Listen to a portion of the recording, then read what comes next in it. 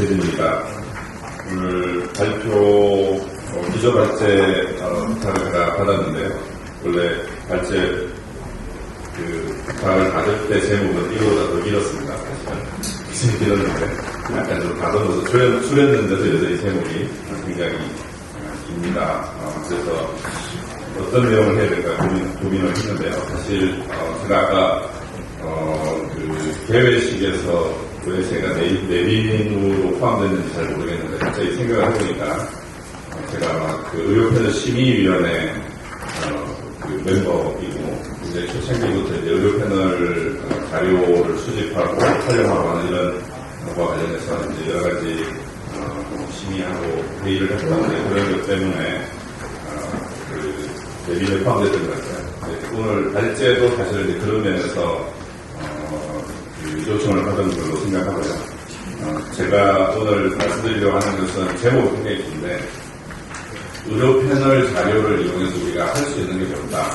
이런 취지에서 발표를 준비를 했습니다. 그동안 사실 많은 분들이 더 좋은 방법론을 써서 더 훌륭한 발표들 많이 하셨고 또 오늘도 그런 발표들이 많이 있습니다만 이제 의료 패널 잘 아시는 것처럼 의료 패널은 기본적으로 의료 이용과 의료비를 매년 동일한 가구를 대상으로 조사한다는 그런 취지가 있고 그래서 의료 이용이나 의료비에 관련된 연구를 하는 것이 사실은 이제 원래 의료 패널의 취지입니다.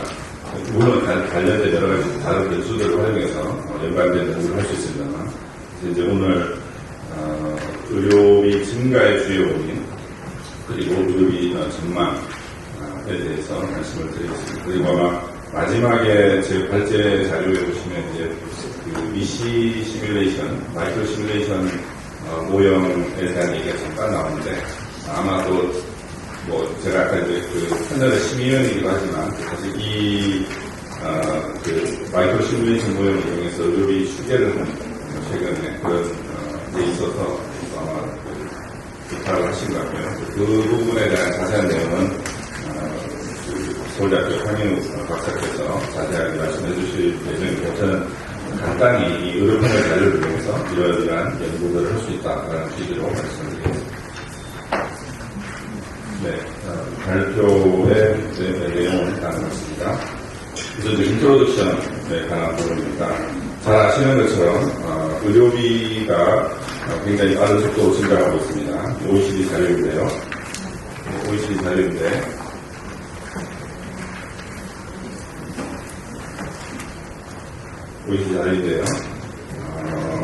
지금 최근에 의료비가 굉장히 빠른 속도로 증가하고 있는 것을 알 수 있고 2020년에 8.4% GDP 대비 8.4%입니다.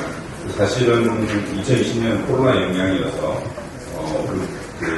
어쩌면 더 증가했을 수도 있는데 상대적으로 우리나라는 더 증가한 것입니다. 밑에 OECD 평균을 보시면 2019년에 OECD 평균이 8.8에서 2020년에 9.7로 다른 나라들은 의료비 증가가 굉장히 더 2020년에 빨랐는데 우리나라는 상대적으로 그보다 좀 덜한 상황입니다.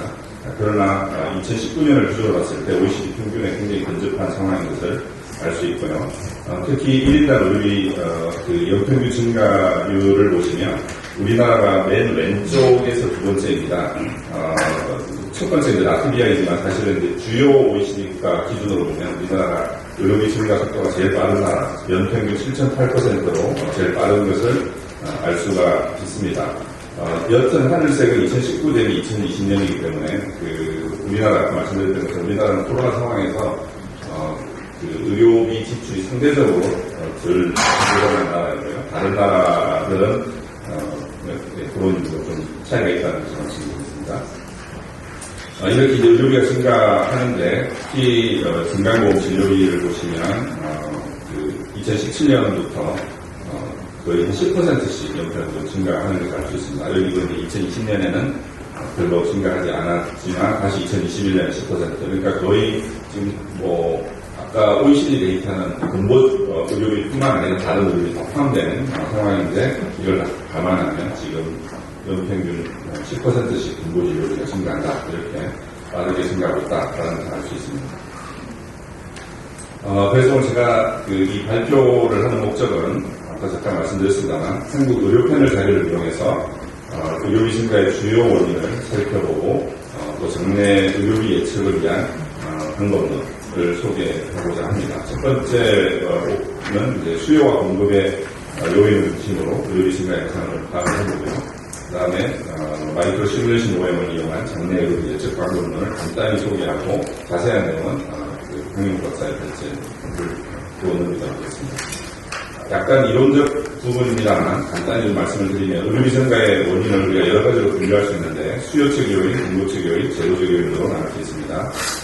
수요 측은 소득 증가와 고령화, 그리고 공급 측 요인은 변상 소비자수 증가 등이고요. 제도 측 요인은 국가 상승이라든지 또 건강보험의 보장성 확대 등등 이런 것들이 있는데 오늘 제가 이 의료 패널 자료를 이용해서 지금 분석을 하는 것을 좀 소개를 해드리기 때문에 이 소득 증가, 고령화, 그리고 변상 소비자수 증가 이런 수요 측, 공급 측 요인을 좀 포함한 분석 결과를 소개하면서 발표를 드렸습니다. 조금 더 자세히 소득에 대해서 소득과 의료비 관계는 전부 잘 아시겠지만 소득이 증가할수록 일반적으로 의료비가 증가하는 것으로 알려져 있습니다. 그런데 이제 뒤에 자료에도 나옵니다만 소득 수준에 따라서 의료비 지출의 차이가 있는가. 소위 말하는 이제 의료비 지출에 있어서 어떤 인컴 이니퀄리티, 불평등이 존재하는가 이런 차원의 얘기인데 어제 자료에 넣습니다. 추가한 그림을 보시면 보건경제 교과서에 나온 그림입니다만 이 소득이 증가할수록 의료비가 오른쪽 그림을 보시면 이제 의료 수요가 이렇게 계속 이제 1분위보다 이제 높은 소득분이 올라갈수록 증가하냐 이런 이제 얘기인 거고요. 왼쪽 그림은 1분위 저소득 쪽에서 오히려 의료용이 많고 이런 U자 쉐입을 한다. 그 이유는 저소득층의 의료의 필요가 크기 때문에 그럴 것이다. 이제 이런 두 가지 상반된 그런 해석이 가능한데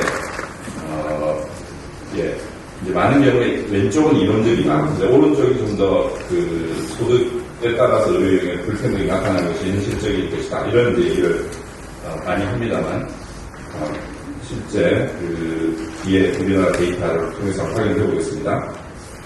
그 다음에 소득 탄력성에 대한 부분도 우리가 의료패널 자료를 통해서 확인할 수 있는데요. 소득 탄력성은 잘 아시는 것처럼 소득 증가율분의 의료비 증가율입니다. 실제 이제 장내 의료비를 추정할 때 이 소득 탄력성을 많이 활용하고 있는데요. 이 OECD 연구에서도 소득 탄력성을 기본적으로 0.8정도, 다시 말하면 소득이 1%, 10% 증가하면 의료비가 8% 증가할 것이다. 이런 가정하에서 장내 의료비를 추계하고요. 민감도 분석 차원에서 1 같은 비율로 증가한다. 이런 이제 연구를 한 바가 있습니다. 그래서 이제 뒤에 오늘 소개하는 데서도 우리가 소득 탄력성을 어떻게 보는지 말씀드리겠습니다. 고령화도 의료비의 증가에 수요 측면에서 중요한 요인인데 연령에 따라 의료비 지출의 차이가 분명히 있고요. 그 다음에 이제 이 연령에 대해서는 건강한 고령, 헬스 에이징에 대한 얘기가 있기 때문에 지금 우리가 고령 인구가 굉장히 많이 숫자가 늘어나는데 지금 현재 1인당 연령별 1인당 의료비 수준으로 이 고령 인구가 많아지면 의료비가 폭발적으로 증가할 것이다. 이런 이제 약간의 걱정도 사실 할 수 있죠. 그런데 또 한편에서는 건강한 고령화가 이루어지면 그렇지 않을 것이다. 이런 얘기가 있어요. 그래서 그림을 하나 추가했는데 우리 오후에 발표하신 김우현 박사님 조세에 계셨던 연구입니다. 여기 이 그림이 뭐냐면 이제 위의 그림은 그냥 이제 연령에 따라서 의료비가 증가하는 일반적인 패턴을 보여주는 것이고 아래쪽 그림은 점선으로 표현된 부분이 건강한 고령화가 일어나면 같은 연령대에서 의료비가 줄어든다 이렇게 볼 수도 있고 아니면 의료비를 많이 발생하는 연령이 뒤로 이렇게 일종의 식수되는 그런 효과가 있다. 이런 이제 것으로 이해할 수 있습니다. 그래서 우리나라 의료 패널 자료를 가지고도 이런 것들을 확인해 볼 수 있지 않을까 생각을 했습니다. 그리고 이제 변상수, 의사수가 의료에 미치는 영향을 잘 아시다시피 이 로머의 법칙처럼 의료 분야에서는 공급이 수요를 창출하는 그런 효과가 있기 때문에 이 부분을 중점적으로 살펴보도록 하겠습니다. 그리고 이제 오늘 우리가 다루는 자료가 의료비 자료이기 때문에 이 의료비의 특성에 대해서 우리가 좀 이해하실 필요가 있는데 이미 다 알고 계시겠지만 의료비는 이 정규 분포를 하지 않죠. 실제 우리 자료에서 확인할 수 있지만 다수의 소액 진료비 발생 사건이 많고 고액 진료비로 가는 것은 굉장히 이제 소수입니다. 그러니까 굉장히 꼬리가 긴 영어로 얘기하면 헤리테이드 이렇게 얘기하죠. 굉장히 그런 분포를 하고 있고요. 그래서 이제 일반적으로 의료비를 우리가 이용할 때는 로우 변환을 해서 회의 구석에 활용하는 경우가 많이 있고 이거를 해석하는 그런 여러 가지 학교에서 많이 강의를 하고 그러니까 이해를 공부를 하시면 될 것 같습니다. 또 하나는 그 의료 이용을 의료비 지출을 그냥 하나의 그냥 결과물로 이렇게 우리가 이해할 수도 있지만 의료를 이용할지 말지를 결정하는 것과 그 다음에 의료 이용량 실제 의료를 이용하는 과정에서 의료 이용을 얼마나 하느냐 그 의료 이용량에 대한 결정은 좀 차이가 있지 않겠느냐 이런 얘기들을 하죠.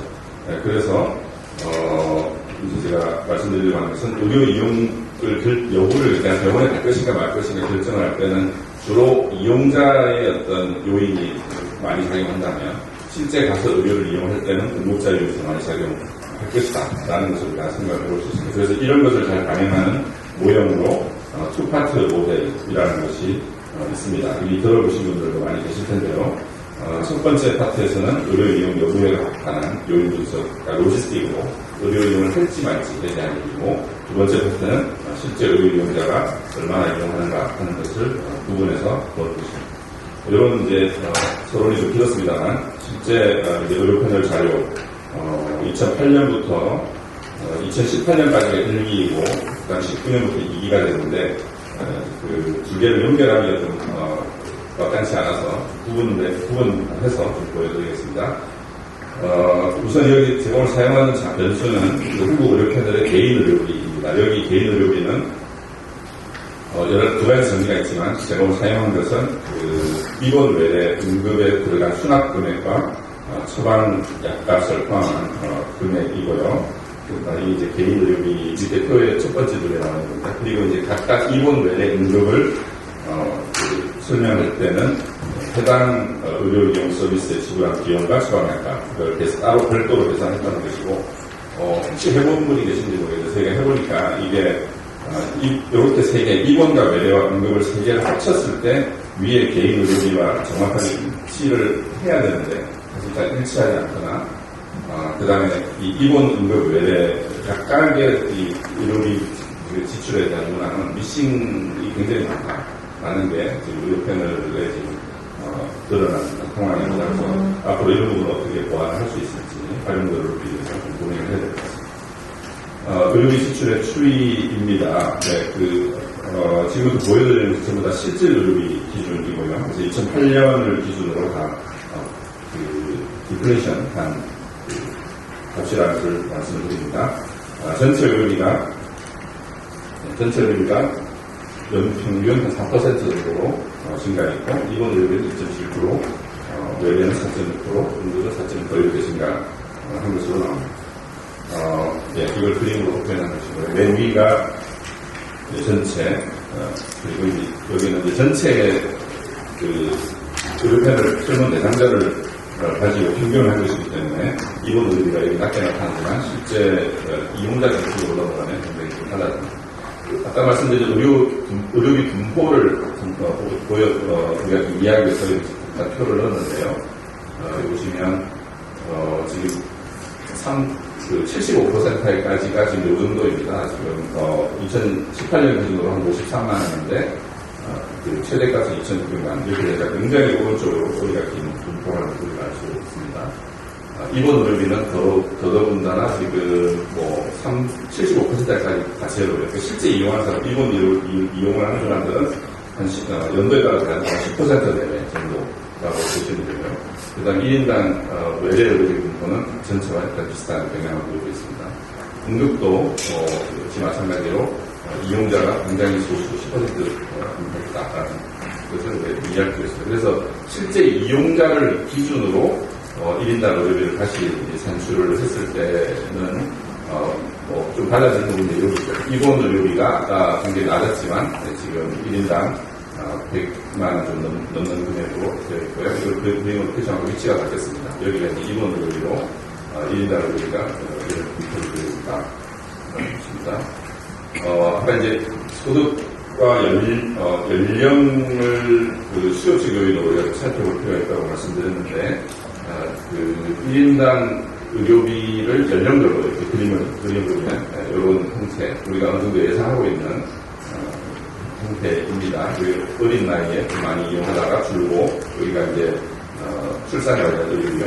그래서 아주 고령에서 다시 좀 줄어드는 배가 너무 많이 모여있어서 일단 몇 년 좀 빼내고, 여기 홀수년도만 드렸을 때, 그 다음에 2008년과 18년의 그림입니다. 조금 이게 앞으로 어떻게 될지를 살펴봐야 되지만, 출산 관련 의료비가 여기 2008년도에는 상당히 우리가 이미 알고 있는 대로 올라왔는데, 2018년은 이게 그냥 어떤 자료의 그냥 그 특성인지 아니면 세태가 사회가 변하는 어떤 그런 거에 반영인 건지, 그런 부분은 추후에 확인을 해야 될 부분 같다고 있습니다. 아까 사망 고령화와 관련해서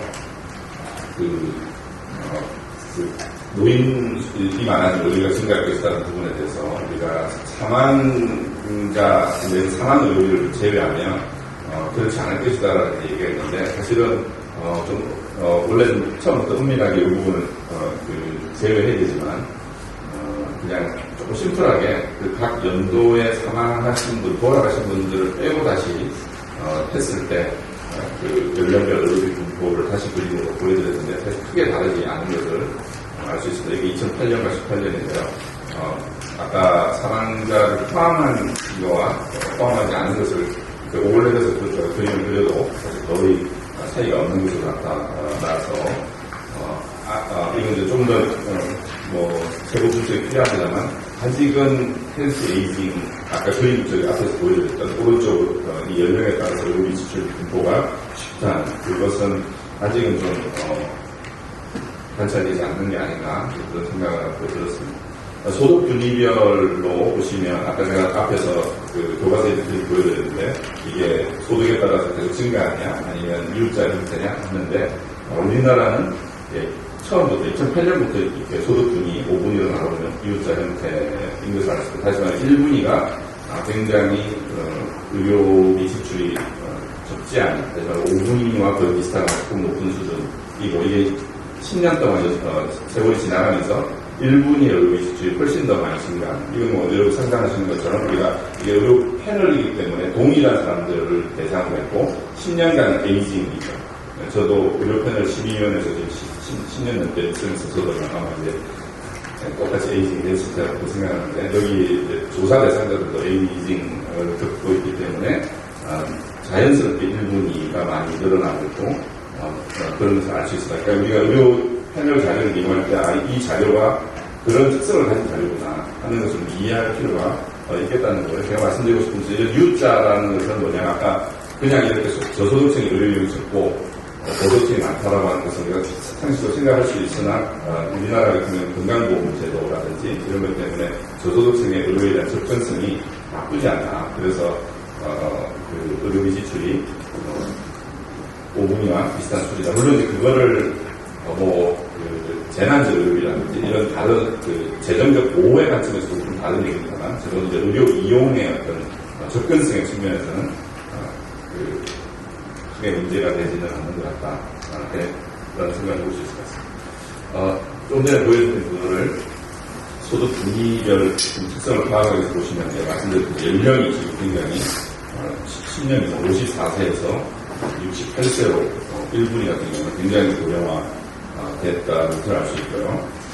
소득은 여기가 440에서 840으로 증가했지만 5분위의 그 증가에 비하면 굉장히 부족하다는 것을 알 수 있고, 아까 말씀드렸던 고령화 때문에 이 만성질환 개수가 굉장히 2018년도에 늘어난 것을 알 수 있습니다. 당연히 그렇게 이제 의료비가 많아지겠죠.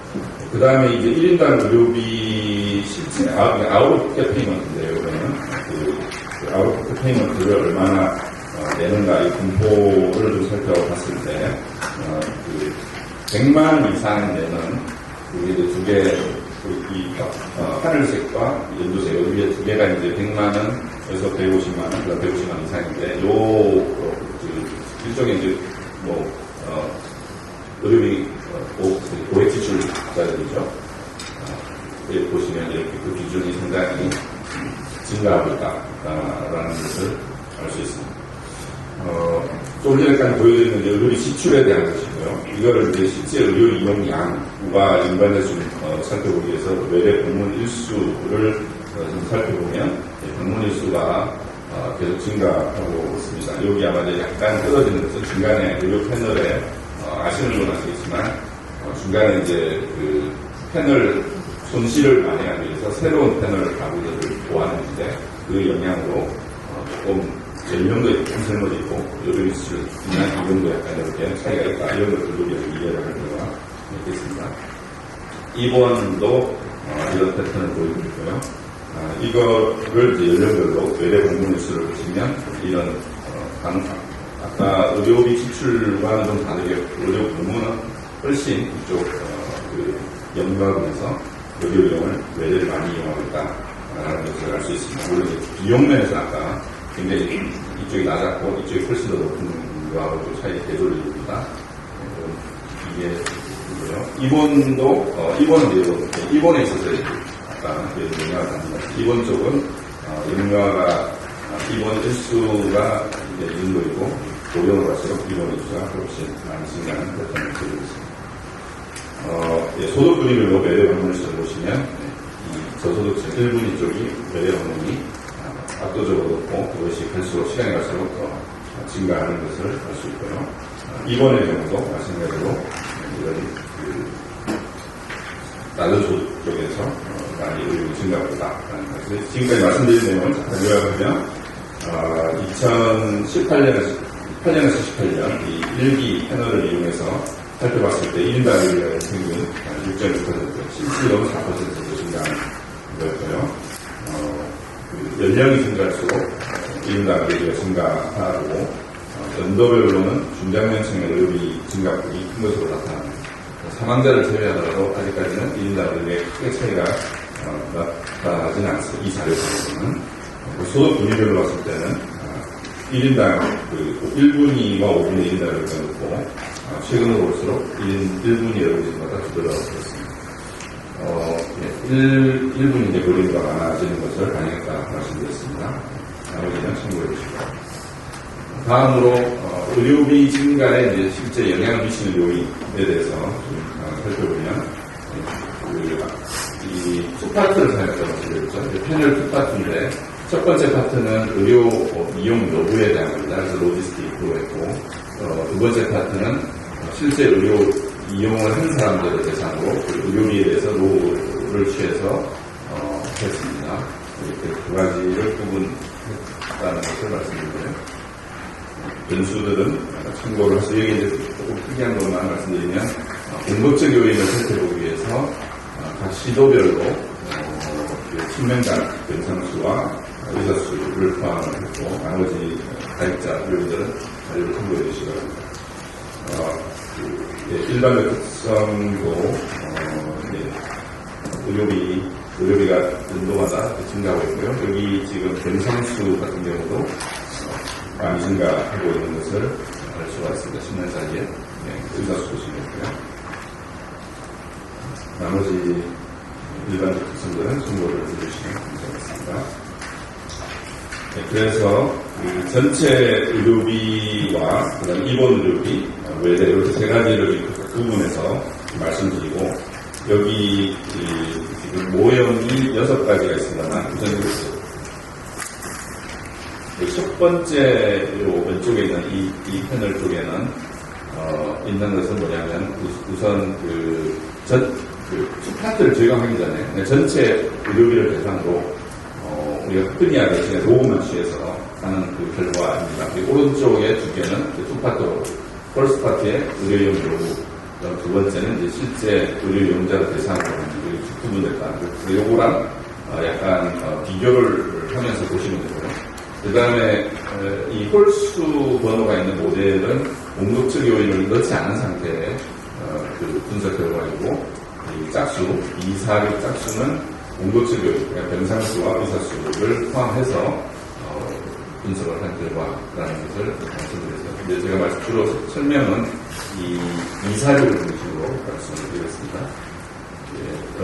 여기 보시면 일단 그 공급적 요인이 의료비 증가에 상당적으로 기여하고 있다라는 것을 우리가 알 수 있고요. 어떻게 보면 지금 여러 슬라이드에 나옵니다만 여기 소득 여기 균등화 가구소득 1인당 주로 균등화시킨 가구소득을 기준으로 봤을 때 요게 지금 소득에도 로그를 취하고 종속변수에도 의료비의 로그를 취한 상태이기 때문에 뭐 아시는 분은 아시겠습니다만 로그 취하면 그 개수가 탄력성이 됩니다. 여기 소득 탄력성이 사실은 0.11로 우리가 아까 제가 해외에서 그 의료비 추계할 때 0.8 썼던 것보다 상당히 낮은 것을 알 수 있죠. 그래서 탄력성이 낮다 라는 것이고, 그거에 비해서 아까 공급 요인 이 병상수라든지 의사수의 증가가 여기도 로그를 치는 거거든요.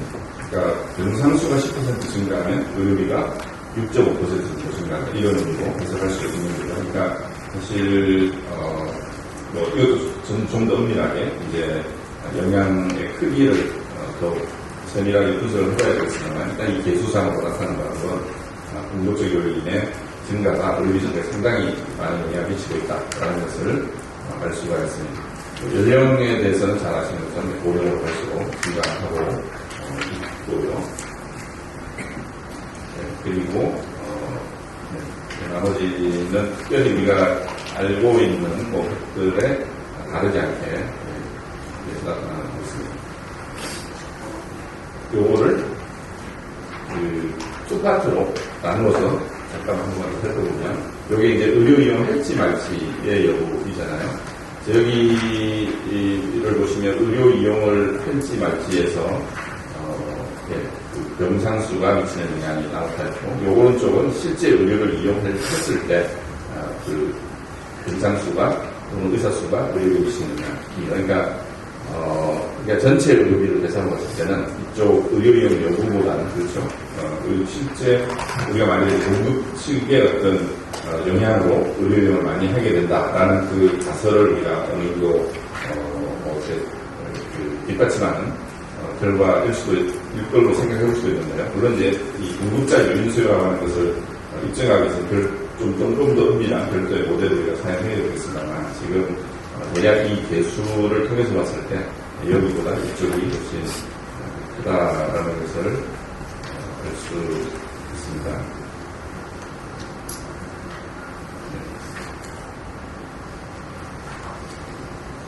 그리고 소득 탄력성의 경우도 이쪽은 별로 나타나지 않는데 이쪽은 탄력성이 약간 있는 거고요.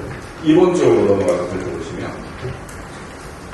입원의 경우도 이제 이 전체 대상이고요. 이쪽은 퍼스트 파트, 세컨드 파트입니다. 여기에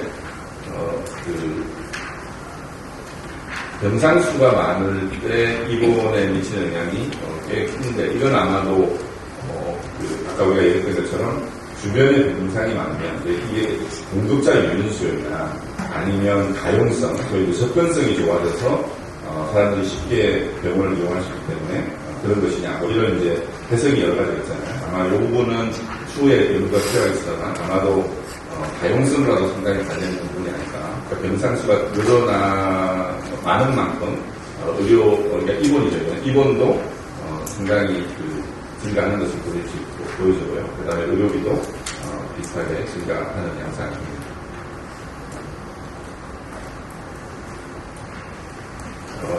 여기서 하나 특이한 거는 장애와 관련해서 장애가 있으면 의료비 지출이 감소하는 입원 의료비가 감소하는 게 나타나는데, 입원 여부에 상당히 마이너스 영향이 있습니다. 아까 아마 이것도 좀 더 우리가 다른 연구랑 비교하고 좀 세밀한 분석이 필요하겠습니다만, 아마도 장애가 있어서 입원 이용에 상당한 지장이 있는 것이 아닐까 이런 생각들을 해볼 수 있습니다. 외래 서비스와 관련된 부분입니다. 아까 입원과는 좀 다르게 여기를 보시면 의료 이용을 할지 말지와 관련해서는 주변에 병상이 많거나 혹은 의사 수가 많다고 해서 외래를 이용하는 데는 입원과는 좀 다르게 영향을 받는 것 같습니다. 그러니까 병원이 많으니까 좀 쉽게 입원을 하는 것 같고요. 그런데 입원이라는 결정도 사실은 따지고 보면 이 소비자가 환자가 내가 입원을 해야겠다고 마음먹고 병원에 가서 입원하기보다는 몸이 이상해서 갔는데 입원해야겠습니다라고 하는 얘기를 듣겠죠. 그러니까 거기도 사실 아까 앞에서 입원의 개수가 여기 이렇게 유의하게 병상이 많을 때 크게 나타나는 것은 아마도 여기도 이제 순수한 소비자 효과라기보다는 공급자 영향도 섞여 있지 않을까 해석을 해볼 수 있고, 이 오른쪽 그러니까 외래로 갔을 때는 이 부분은 이제 병상 수가 많다고 해서 뭐 외래를 더 많이 가나 그런 건 아닌 거죠. 그런데 실제 의료를 이용하면 외래 의료비 지출에 있어서는 공급 요인이 많을수록 의료비 지출이 많아지는 것으로 나타나고 있습니다. 네, 나머지는 참고하시면 되겠습니다. 지금 이상의 내용을 요약을 해보면 한국의 1기 데이터를 이용해서 1인당 의료 증가에 영향을 미치는 요인을 고정효과 패널 모형으로 분석한 결과 연령이 증가할수록 소득이 증가할수록 병상수 등이 증가할수록 1인당 의료비 증가에 영향을 미치는 것으로 나타났고요.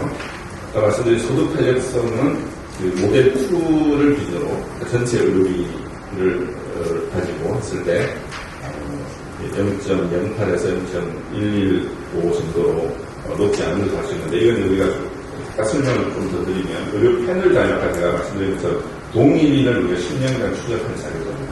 그러니까 그 안에서 이게 10년간 소득의 변화가 있는 것이 의료 이용으로 얼마나 나타나느냐 하는 그런 건데, 상대적으로 개인 간의 소득의 편차가 있어서 그 소득의 차이에 따라서 의료 이용이 영향을 받는 것보다, 이건 이제 뭐 아시는 분 알겠죠. 고정효과, 그러니까 위딘, 대체 안에서의 어떤 변화, 소득의 변화가 의료 이용의 변화를 얼마나 설명하느냐, 이 얘기로 이해를 하시면 되는데, 그러다 보니까 소득의 영향이, 그러니까 소득 탄력성이 상대적으로 낮게 나타나는 것 같다. 참고로 요거를 이제 확률 효과고요. 랜덤 이펙트로 해보면 소득 탄력성의 개수가 좀 더 증가합니다. 그러니까 이제 이거 어떤 모형으로 추정하느냐에 따라서 달라질 수 있다는 것도 참고로 해주시기 바라고요. 첫 파트 모델을 이용해서 의료 이용 여부와 의료 용량에 미치는 영향을 구분해서 봤을 때 병상수가 많을수록 입원 이용 확률 또 및 이용량이 모두 증가하는 반면에 외래 이용 확률에는 영향을 미치지 않았다. 그러나 외래 이용량은 증가하는 현상을 보였다. 겁니다. 의사수의 증가도 비슷한 영향을 보였습니다. 한 1, 2분 내로 제가 마지막 그 부분은 간략하고 정리해 보도록 하겠습니다.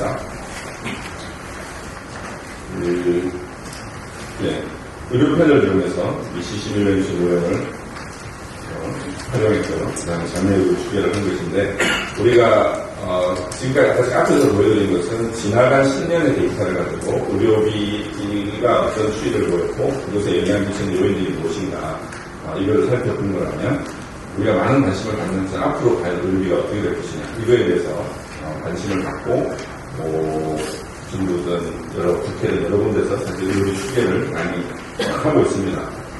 그런데 이제 이 의료비 추계에 있어서 몇 가지 방법이 있는데, 그동안은 이 세 가지, 크게 세 가지인데, 거시적 방법, 조성법, 미시적 방법 이렇게 있는데, 그동안 이제 거시적인 방법을 통해서 한 것들이 있는데, 이 경우는 사실 이제 거시적 지표, 인구의 변화라든지 몇 가지 중요한 큰 경제 수준의 변화 이런 것들을 가지고 하는 것인데, 그래서 일종의 말하면 생각률을 가지고 하는 거죠. 근데 이거는 좀 장기 추계에 좀 적합하지 않다 이렇게 알려드렸고, 그동안 이제 많이 했던 것은 조성법이라는 겁니다. 조성법은 주로 인구의 그 양적인 변화, 구성의 변화 이런 거, 그리고 이제 소득이 어떻게 변할 것인가, 그리고 이제 나머지는 다 미시절 전차로 해서 제도적인 요인으로 그냥 설명을 하고 이렇게 해서 의료비를 추계하는 것인데, 이건 이제 주로 중기 주기에 적합하다. 근데 이제 그동안 마땅한 방법이 없으니까 이제 이걸 가지고도 뭐 2050년, 60년까지 추계를 해보기도 했습니다.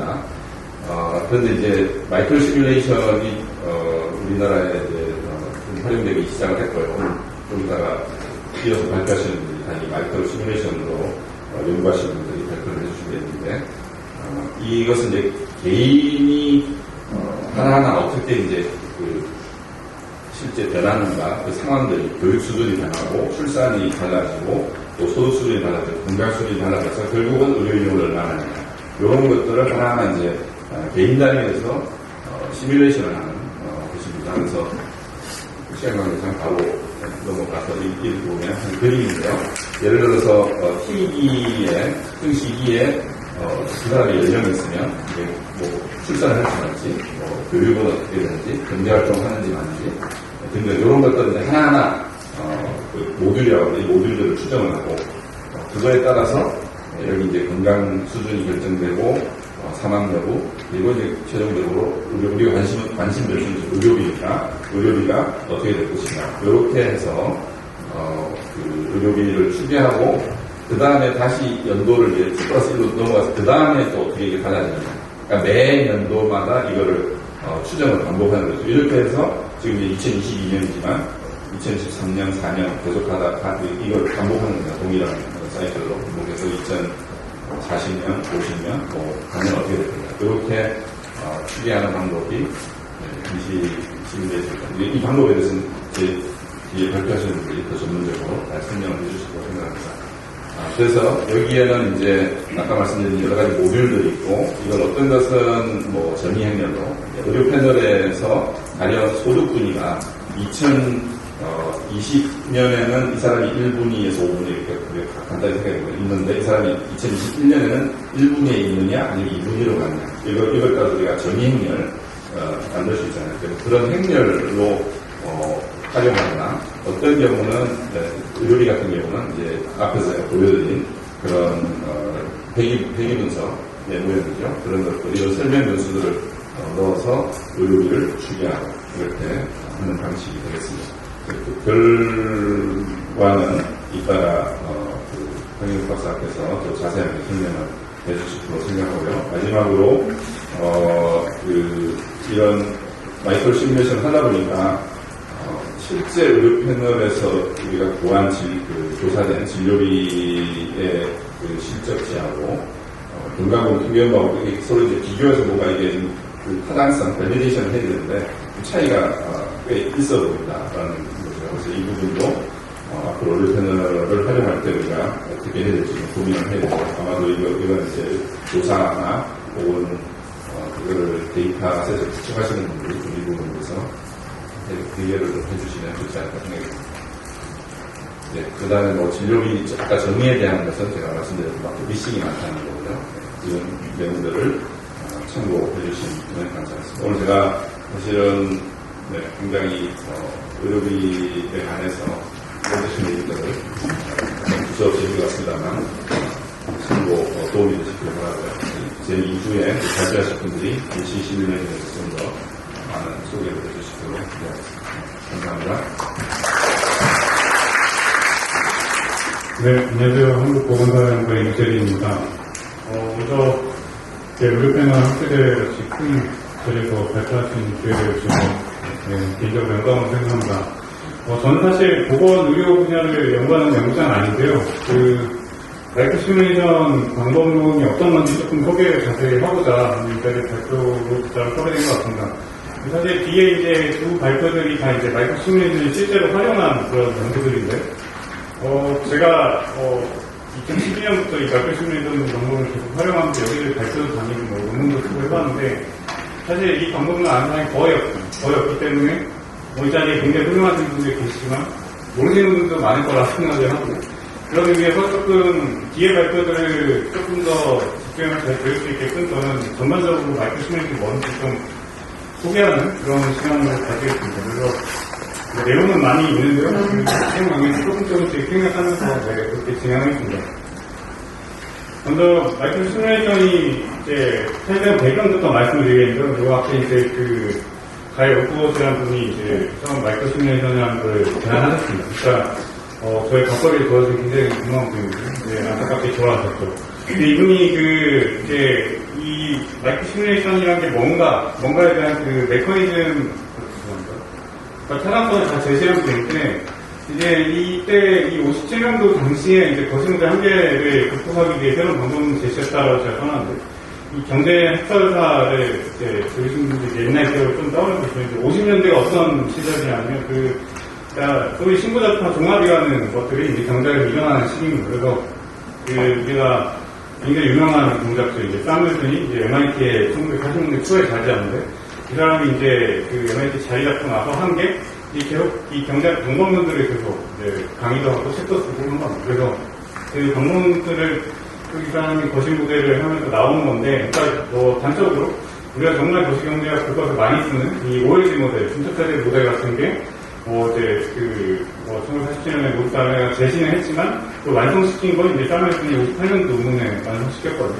그때 당시 또 다른 경제학자의 로버트 솔머 같은 사람도 MIT에서 이제 거시 경제학에서 어떻게 성장론을 모델링할까 이런 거 위주로 이제 주로 방법론을 활용했습니다. 그래서 이때 당시 주류 방법론은 다 거시경제학이었고 거시경제의 방법론의 모델링들이 나오다 보니까 대표 행위자들이 어떤 식으로 행동하는지 그러니까 하나의 대표 행위자를 놓고 그 행위자를 놓고 모든 경제학 사람들을 설명하는 것들이 이제 대세였는데 근데 이 오퍼지 봤을 때 그거는 별로라는 거죠. 그러니까 우리 현실이 굉장히 복잡한데 대표 행위자 하나 놓고 이 의사결정 다 되는 게 말이 되는가 좀 마이크로한 개인, 가족이나 기업 같은 미시적인 의사결정 주체들이 상호작용하는 게 모델을 반드시 반영돼야 된다. 이런 이제 컨셉으로 시작한 겁니다. 그래서 이분이 이제 처음으로 이제 제시한 컨셉의 책을 보면 이제 실제 의사결정 단위가 중요한 역할을 하게끔 그렇게 하는 걸 말하는 거고 그 다음에 의사결정 주체들이 인터랙팅 하는 게 중요하다. 상호작용하는 걸 모델링 해야 된다라는 그런 이제 문제의식과 개념으로부터 출발한다. 그러니까 제가 이걸 강조하는 이유는 미시적인 상호작용, 그리고 굉장히 작은 의사결정 단위로부터 뭔가 시뮬레이션 하는 거다라는 겁니다. 그리고 이제 이 마이크로 시뮬레이션이 이제 실제로 57년도 이때 제시는 됐지만, 실제 발전이 된 건 90년대쯤 돼서 발전됐습니다. 왜냐하면 이제 컴퓨터가 이제 70년대 중반부터 보급되기 시작했고, 그게 이제 서서 이제 마이크로 데이터가 축적되면 사람들이 이런 것도 해볼 수 있겠다 이렇게 생각하는 거죠. 그러면 이제 컴퓨터도 발전하고 전체 수요도 증가하고 이러면 이제 90년대 초반부터 본격적으로 이제 발전이 되는데 이 아래에 있는 모델들이 다 90년대 초반부터 2000년대까지 나온 모델들입니다. 근데 이제 학술 영역으로까지 확대된 거는 2005년에 이제 국제 학회가 만들어졌고 이제 학회지도 만들어내기 시작한 그런 이제 단계에 있다고 볼 수가 있습니다.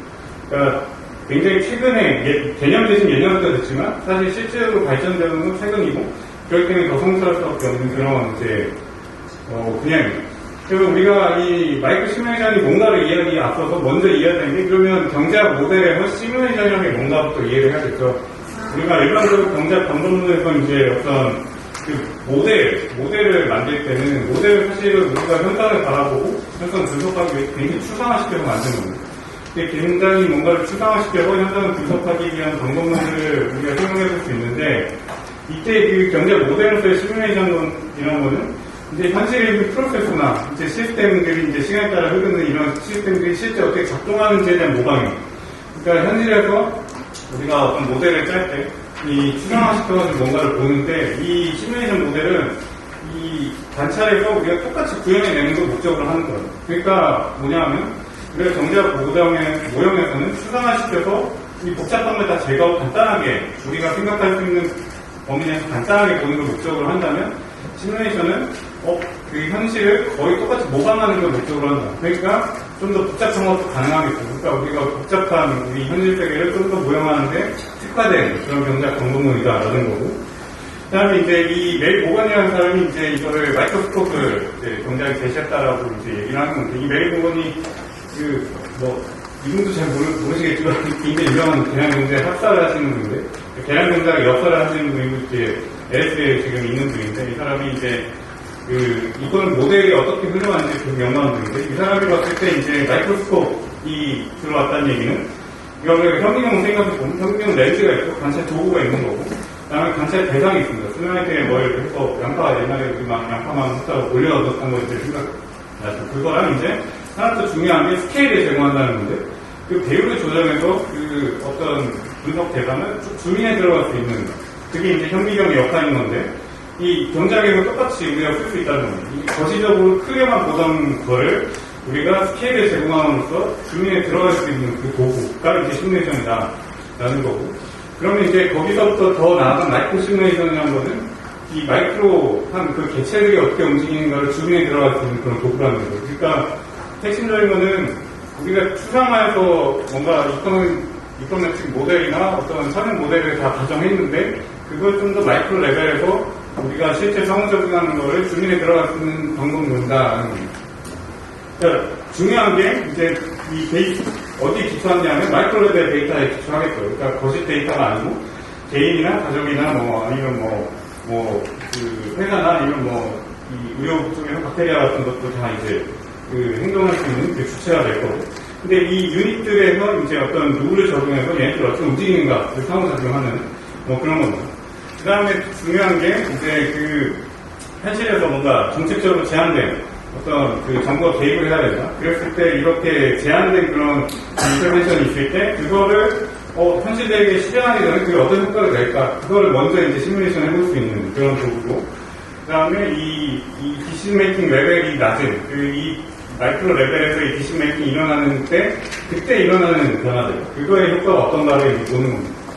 그런 것들의 이제 특징이고 당연히 마이크로 레벨을 하기 때문에 평면이나 이 뒷대치를 보기보다는 분포를 관심 있게 보는 거죠. 이 분포를 관심 있게 보니까 당연히 근데 애그리게이트 아웃컴도 낼 수 있습니다. 그러니까 우리 이제 의료계의 추계 같은 거 할 수 있는 게 마이크로 레벨 시뮬레이션 하니까 그걸 다 바꿔 방식으로 더해버리면 매크로가 나오는 거죠. 그런 이제 특징들을 가지고 있습니다. 그래서 이제 어떤 강점들을 가지고 있냐라고 했을 때 아까 말씀드린 것처럼 이건 모델에서 추상화시킨 거를 현실적으로 구현하는 복잡한 걸 보기 때문에 당연히 복잡성을 모형하는데 특화되어 있습니다. 그러니까 우리가 사실 이 아래 있는 그림에서도 볼 수 있지만 이제 우리 현실이 굉장히 복잡하잖아요.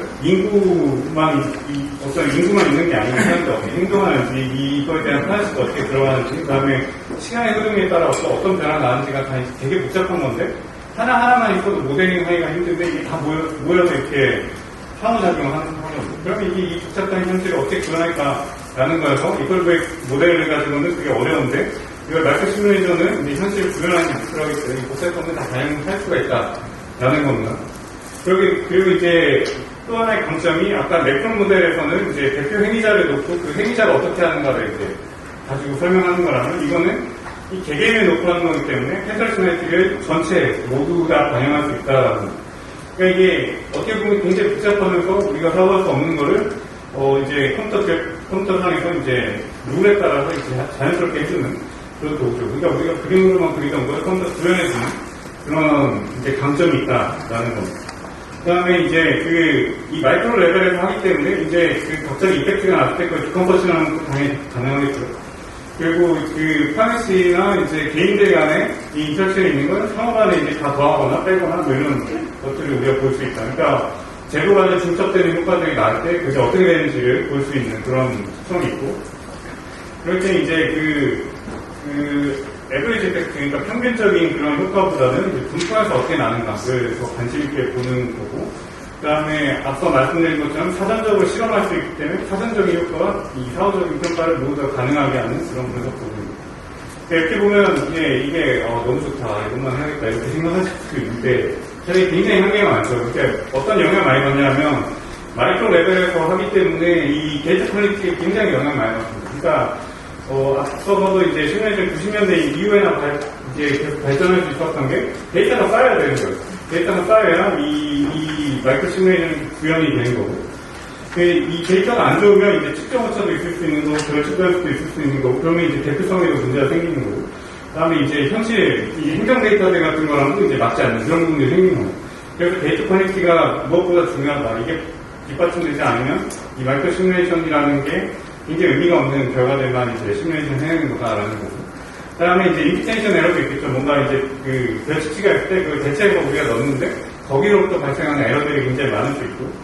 그 다음에 우리 현실 세계에서 그 각자의 이 유닛들이 어떤 식으로 행동하는지 모델링을 해가지고 이제 이 사람들의 행태를 모델링할 때 그때 이제 이 잘못된 디스페이션 에러라든지 알 수 있고 그 다음에 아예 데이터가 없는 경우도 있죠. 이 현실이 굉장히 복잡한데 데이터 하나하나 존재하지 않으니까 이런 경우들이 이제 다 한계가 되는 거예요.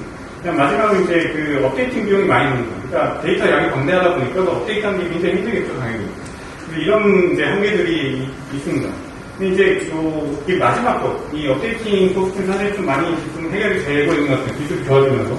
뭐 예를 들면 이제 최근에 이제 파이썬하고 스태타를 이제 연동해주는 그런 서비스들이 있는데, 그럼 이제 새로 이제 업데이트된 데이터를 파이썬으로 결과하고 자동으로 이제 업데이트하는 그런 모듈을 만들 수 있는 거죠. 실제로 이제 그런 것들이 이제 구현이 되고 있는 단계입니다. 그래서 이 업데이팅 코스트는 앞으로 좀 줄어들 거지만 이제 이 위에 있는 문제들은 여전히 이제 작용하는 문제들이죠. 네, 그 다음에 이제 그럼 마이크로 시뮬레이션이 이제 어떻게 구성이 되어 있는가 이게 중요할 텐데 이제 처음에 이제 중요하게 보셔야 되는 게 이제 베이스 벡터와 파라미터 셋이 있습니다. 그러니까 이게 어쨌든 이 셋들이 연결돼서 이제 뭔가 연산을 하는 것 같은데 그때 이제 베이스 셋은 우리가 기초하는 베이스 셋이 있어야겠죠. 뭐 예를 들면 인구 충돌사라든가 아니면 뭐 의료 패널이라든가 이런 데서부터 기초해서 뭔가 시뮬레이션 하는 거고 그 다음에 이제 개인의 행태라든가 이행 과정이나 상호작용을 우리가 추정한 다음에 그걸 하나 이제 셋에다 저장해 놓고 그걸 가지고 뭔가 연산을 해야 되니까 이 파라미터 셋이라는 게 나오는 거예요.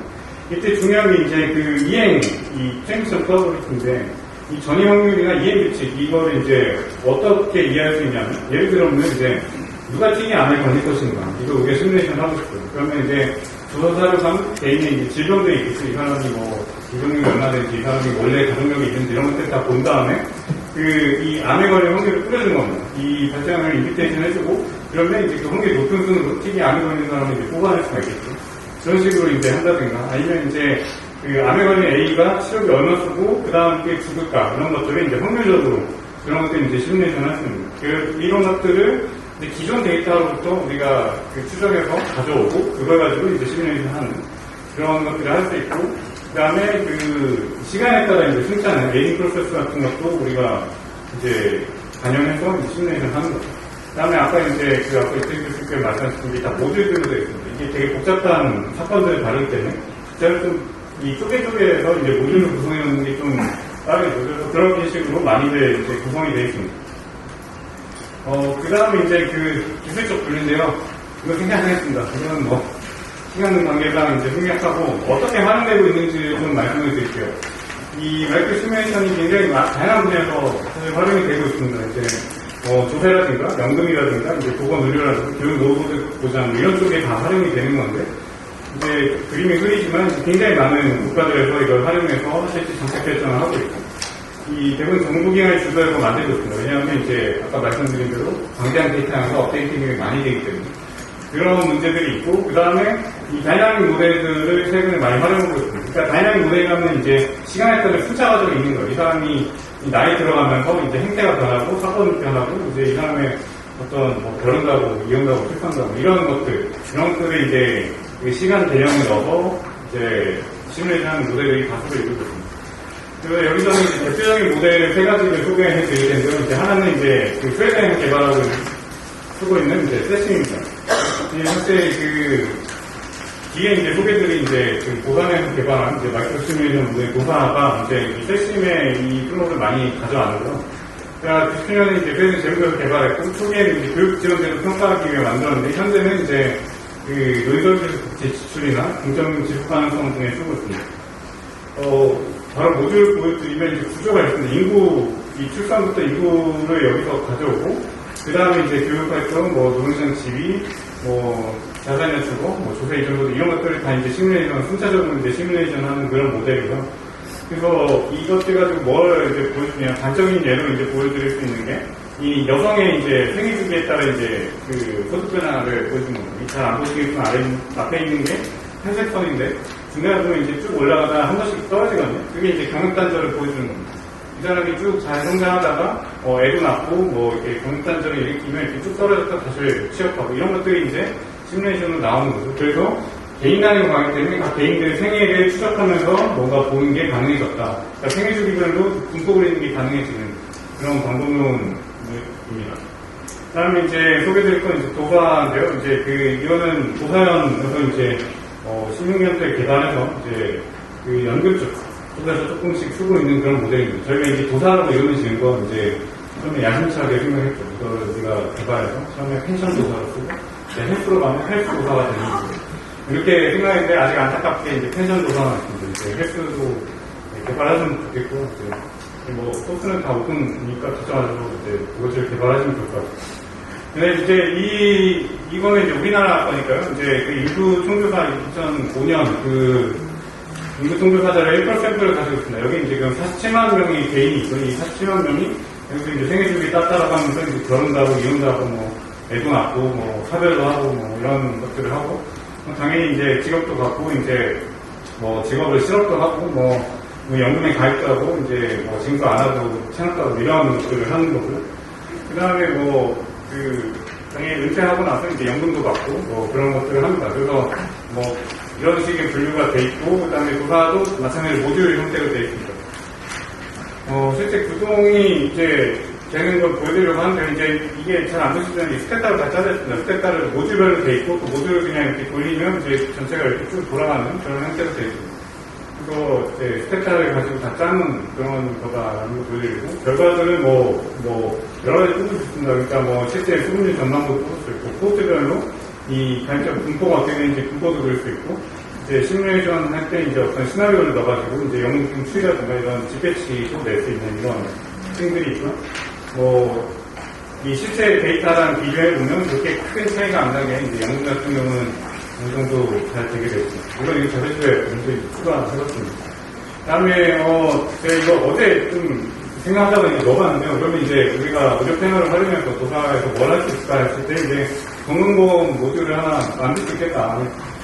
저한테 만약에 한 가지 좀 만들어보라 하면 간단하게 구성할 수 있겠다는 생각을 해봤는데, 그러니까 일단 자격지금 뭐 수입 이런 거는 그냥 다 될 것 같아요. 금방 이제. 왜냐면 이제 연금을 다 시뮬레이션 하는 걸 해놨기 때문에. 문제는 이제 급여 지출이 조금 어려울 것 같은데, 이 급여 지출이 이제 변소를 해서 몫을 추정할 때 이제 의료 패널을 활용할 수 있겠죠. 그 의료 패널을 활용하면 이제 개인의 건강 상태를 추정해서 오더 프로비시나 도지수로 추정해서 풀어주는 걸 할 수가 있고, 네오네스나 이거네스 추정하는 것도 뭐 코어성 리그션 같은 걸 해서 이제 사람들 뽑아서 이제 시뮬레이션 해줄 수가 있을 텐데, 이때 이제 도사에도 있고 이 의료 패널에도 있는 이 아래 같은 이런 여러 변수들을 활용할 수 있을 것 같습니다. 그러니까 굳이 이렇게 말씀드린 건 의료 패널을 활용해서 이런 시뮬레이션 하는 것도 충분히 다 가능하다라는 걸 말씀을 드리려고 하는 거고. 그 다음에 이제 포엠 모델은 이제 캐나다 모델입니다. 캐나다에서 이제 굉장히 활발하게 쓰고 있는 모델인데, 사실 뒤에 이제 정혜선 갑자기 또 발표를 해주실 것 같아요. 그래서 이 포엠은 그냥 넘어갈까 합니다. 그 다음에 이제 마지막에 이제 헬스 모델들이 어떻게 활용되고 있는지만 간단히 말씀드리고 이제 마칠까 합니다. 그러니까 이 헬스 모델에 대한 설명은 요 옆에 있는 이 스튜디드 이게 이제 마이크로 시뮬레이션 핸드북에 있는 그 모델입니다. 그래서 요 하나 페이퍼에 따르면 이제 상대적으로 이 마이크로 시뮬레이션 분야에서도 보건 의료는 굉장히 이 새로운 분야입니다. 그러니까 최근에서야 개발되기 시작했고, 그래서 이 자리에 계신 분이 더 생각하실 텐데요. 근데 주로 이제 4가지 어플리케이션이 있습니다. 그러니까 4가지가 이제 의료비 지출을 추계하는 거. 그 다음에 이제 이 공간 분석인데요. 이제 그 지역별로, 그러니까 우리나라는 지역별로 격차가 크지 않지만 이제 뭐 미국이나 이런 데 지역별 격차가 굉장히 클 수 있으니까 그 지역별 격차로 이제 그 건강 분석이 어떻게 나타나는가. 그걸 가지고 이제 공간을 가지고 활용하는 거. 그 다음에 이제 사망률이 어떻게 달라진가. 그 다음에 이제 그 의료 인력 추계 같은 거를 할 때 주로 많이 활용을 합니다. 그래서 각자의 특징들은 시간 공유는 다 생각을 하고요.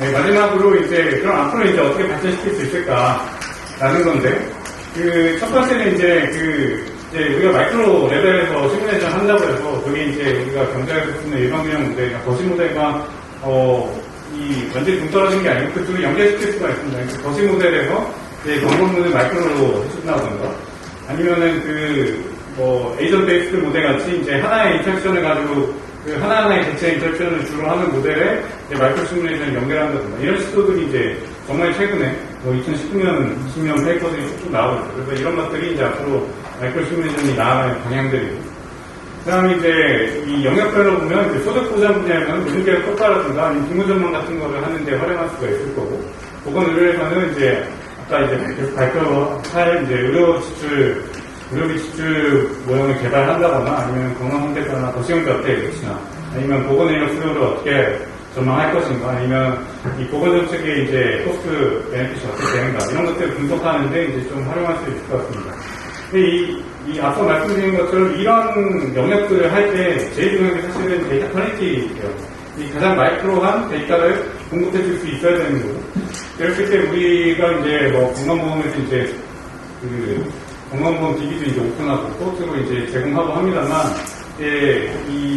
제가 봤을 때 의료 패널이 더 마이크로한 그런 특성들을 분석하기 조금 더 적합한 그런 이 자료라고 생각이 되고, 그래서 앞으로 의료 패널이 이제 마이크로 시뮬레이션 분야에서 계속 좀 활용이 됐으면 하는 그런 바람입니다. 네, 이상으로 발표 마치겠습니다. 네, 안녕하세요. 서울대학교 보건대학원에서 일하고 있는 성민입니다. 오늘 저희는 이태진 교수님과 저희 연구진이 25인 실험 기반 건강보험 지출 추정이라는 연구로 수행한 결과를 발표해 드리려고 하고요. 목차는 다음과 같습니다. 사실 앞에서 이태진 교수님하고 고영훈님께서 25인 실험 마이크로 시뮬레이션 자체에 대해서는 어느 정도 얘기를 해주신 것 같아서 시간을 좀 아낄 겸 고영훈 전사님 넘어가겠습니다. 저희 연구 방법을 좀 세세하게 말씀드리고 싶은데요. 사실 저희도 마이크로 시뮬레이션이라는 분야가 보건의료에서 생소하기 때문에 저희도 많은 시행착오를 겪었고 좀 많이 머리를 짜내고 고민하고 다시 모형을 세우고 이런 부분이 있어서 제 목표는 오늘 제 발표를 들려드리고 들으시는 분들께서 어느 정도 보건의료 분야에서 특히 마이크로 시뮬레이션을 의료 패널을 사용해서 할 수 있다라는 것을 좀 알려드리고 싶습니다. 일단 연구 방법은 저희 모형의 개요와 주요 모듈별로도 세부적으로 설명이 드릴 거고요. 그리고 모듈별로 저희가 세운 모형에 대해서 강화성을 검증하는 베리데이션 테스트가 어떻게 있는지, 마지막으로 더 중요한 부담성화 정책이란 의료 서비스 대우성 방향을 어떻게 세웠는지 말씀드리겠습니다. 일단 저희 모형은 앞에서 고영훈님이 말씀해주신 이 마이크로 시뮬레이션 모형 중에서 오늘 해보자면 다이내믹 모델이고 그 안에서 개인의 행태가 계속 연결돼서 변화하는 다이내믹 에이징의 것입니다. 그 안에서 개인의 행태 변화는 건강의식과 전인력을 둘 다 활용해서 사용을 했고요. 그리고 개인의 상태가 같은 시점에 변화하는 프로섹션 에이징, 그리고 저희가 사용한 자료는 놀이패널 자료로서 전체 인구 시간을 대표하는 파플레이션 모델입니다. 마지막으로 새로운 인구가 유입되지 않는 클로즈 모델이고요. 시간이 한정되어 있는 디스크리트 타임 모델로 보시면 되겠습니다.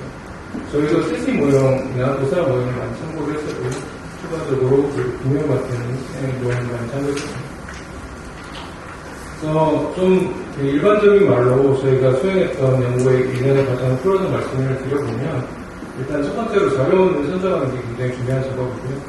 저희는 의료 패널을 선정을 했고, 그 추계 대상도 많은 의료비의 종류가 있는데 저희는 건강보험 진료비를 한정해서 추계를 했습니다. 그리고 모형에 들어가야 할 모듈들을 선정을 해야 되고요. 모듈들을 선정한 후에는 각각의 모듈들의 상태가 어떻게 변할지, 즉 행태 검정식이나 어떤 전이인열 그런 사용해서 개인의 상태를 변화시킬지를 결정을 해야 되고요. 그리고 그 후에는 어떤 모수를 추정하는 것도 중요한데 모수 추정 기간을 자료원에서 어떤 기간을 사용해서 추정을 할지, 그리고 저희가 세운 모형으로 도출한 결과가 실제 관측치와 비교를 했을 때 타당한 정도의 수준인지를 확인하는 베리데이션 테스트를 수행을 했고, 마지막으로 도출 결과에 이제 미래에서의 의료 서비스의 가격상 정책 물가 상승률에서 반영을 해주는 제도과 보상성화 정책으로 인한 의료비 증가를 어떻게 반영할지 선정을 했고요. 마지막으로 이 모든 모형을 선정한 후에 시뮬레이션하고 결과에 대해서 또 부가 작업을 했었습니다. 네, 그래서 저희는 의료 패널 12년도에서 18년도 자료를 사용을 했고요. 일단 추계 대상 의료비는 건강보험 진료비로 한정을 했었습니다. 건강보험 진료비는 즉 건강보험 부담금과 국정 본인 부담을 합친 의료비를 저희가 직접 산출을 해서 사용을 했고요. 사실 아까 교수님 말씀하셨던 것처럼 의료 패널에는 상당한 수의 미싱 별칙치가 있습니다. 그래서 별칙치는 다중대처법을 이용해서 별칙값을 대체를 해서 사용을 했고요. 그 별수값을 배치한 자료를 실제 건강보험 통계연구에서 나타난 1인당 진료비와 비교를 해서 저희가 사용하는 의료비 값이 얼마나 타당한지 또는 실제 값과 일치하는지 확인하는 자료를 붙였습니다. 아래 그래프를 보시면 그 건강통계연구에서 1인당 진료비와 저희가 사용한 자료가 유사한 것을 보실 수 있고요. 다음은 그 가장 중요한 부분인데 모듈의 선정과 모듈별로 어떤 그 형태 모양에 따라서 개인의 상태가 바뀌는지를 선정하는 내용입니다. 일단 개인의 본인이 태어나서 사망 시까지 생리주기적 관점에 따라서 총 10가지 모듈을 포함을 했고요. 매 나라 개인이 출산, 교육, 경제활동, 소득, 인간보험, 승인상태, 건강보험, 장애, 사망, 건강상태 그리고 최종적으로 저희가 원하는 변수인 건강보험 진료비를 추정하는 모듈 구성입니다. 뒤에서 말씀드리겠지만 그 각각의 모듈별로 어떤 개인은 통과하는 모듈도 있고요. 예를 들면 뭐 출산 모듈은 모든 개인이 통과 그 경험이 아니라 20세에서 49세 여성이 겪는 모듈, 뭐 교육 모듈은 그 대학 진학 연령 대상 연령자만 겪는 모듈 등등 다양한 구성이 있습니다. 그래서 최종적으로 저희가 원하는 건강보험 진료비가 한 개인에 대해서 한 시기마다 한 번 산출되는 형태이고요. 이것은 이제 의료 패널 가중치를 이용해서 전체 값으로 환산하면 전체 의료비가 되는 것으로 보시면 되겠습니다. 네, 이제 저희 모듈인데요. 그림이 작아서 잘 안 보실 텐데 자료집을 좀 참고하시면 좋을 텐데요. 그 왼쪽 상단에서는 이제 개인이 시작을 해서 시계 방향으로 한 바퀴를 도는 게 한 시기라고 보시면 되겠습니다. 1년 안에 저 모듈을 거쳐서 1년마다 건강보험 진료비가 도출되는 형태 모듈이고요.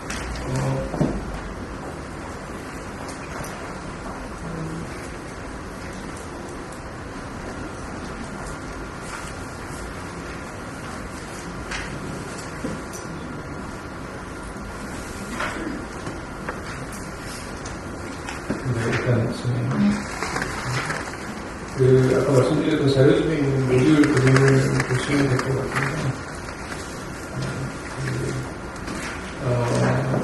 일단 각각의 모듈별로 그 행태 모형은 행태 방정 시기나 전이행렬을 이용해서 개인의 상태를 변화하게 되고요. 예를 들어서 몇 가지만 예시를 알려드리면,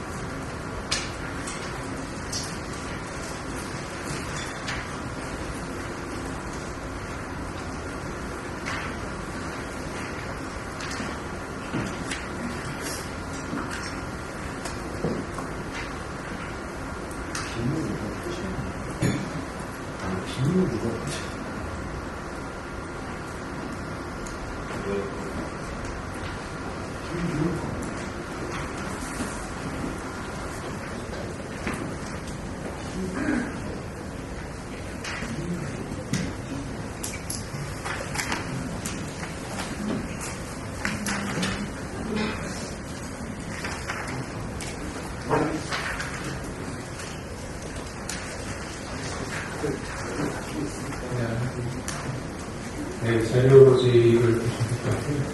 그림에서 그 모듈별로 개인의 상태가 바뀌는 방법이 조금씩 다른데요.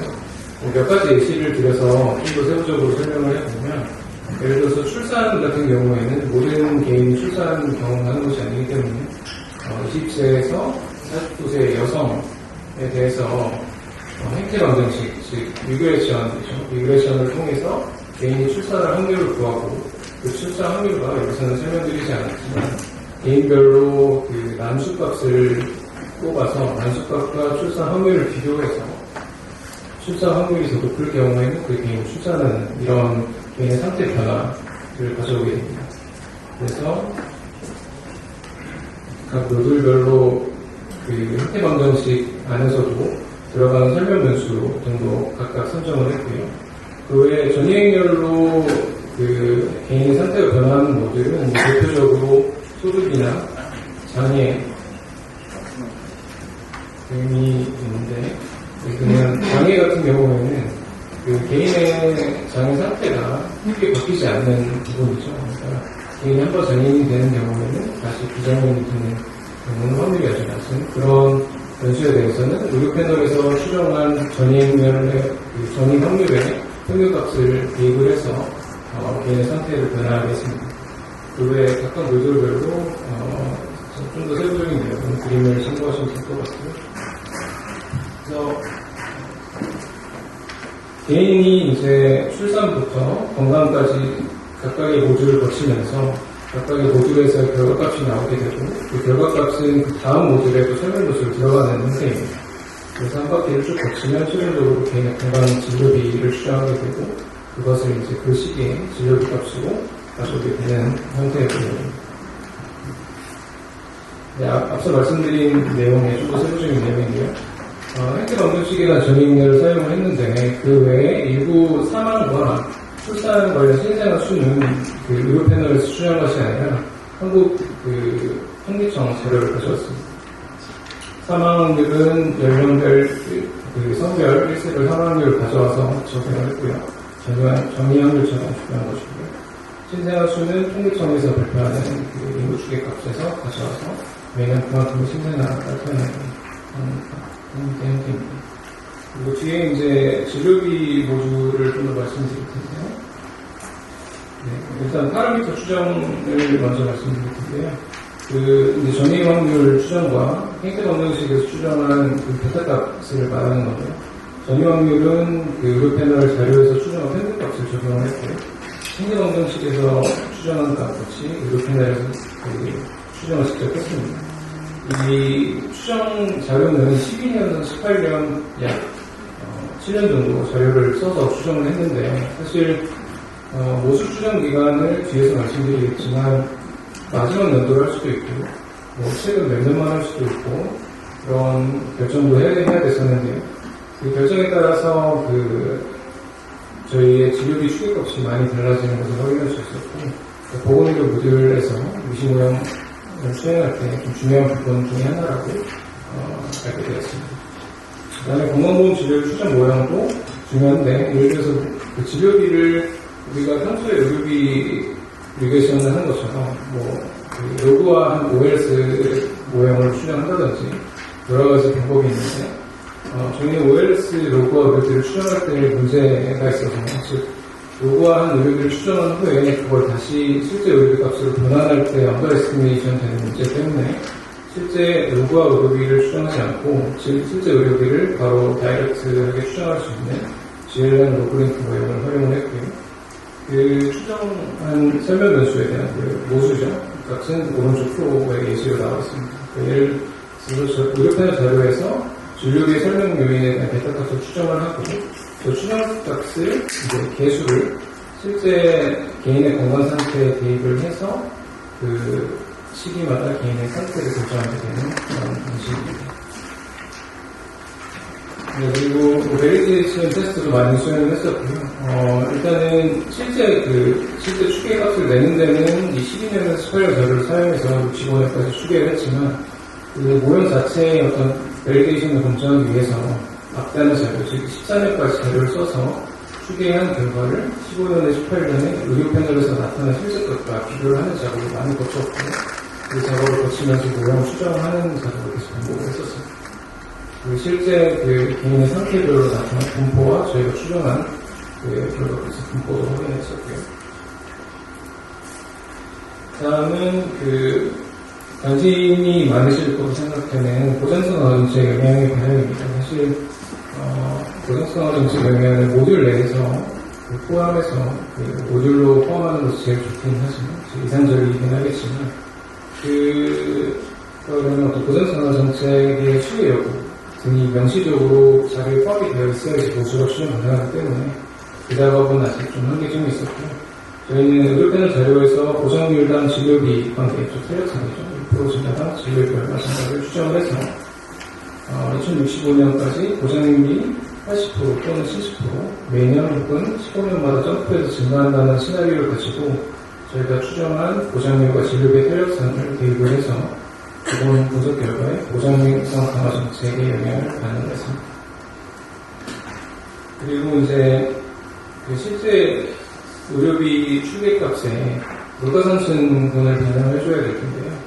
물가상승을 반영하기 하지 않고 앞에서 추계한 진료비 추계값에 물가 상승률은 그 건강보험 통계부에서 발표하는 환산지수의 연간 증가율을 계산을 해서 반영을 했었습니다. 실제 자료가 지나쳐 관측될 수 있는 2021년까지는 실제 나와 있는 환산지수 증가율을 활용을 했고, 그 이후 연도에 대해서는 저희가 모수 추정한 기간의 평균값을 이용해서 그 매년 의료비를 물가 상승률을 반영했습니다. 네, 여기까지가 그 정법이었고요. 결과를 좀 말씀드릴 텐데요. 밸리데이션 테스트 결과는 간단히 말씀드리겠습니다. 사실 이것보다 그 모듈별로도 세세하게 한 내용들이 많긴 한데요. 일단은 인구수입니다. 인구수는 앞에서 말씀드린 것처럼 어떤 개의 사망률, 그 연간 신생아 수 등의 결정이 되고요. 개인의 그 의료 패널을 제공하는 현장 자동치를 곱해서 이제 전체 인구수를 환산한 수치입니다. 그래서 보시면 시뮬레이션 열에 있는 것이 저희가 이제 계산한 95년까지의 18년까지 산출한 인구수이고요.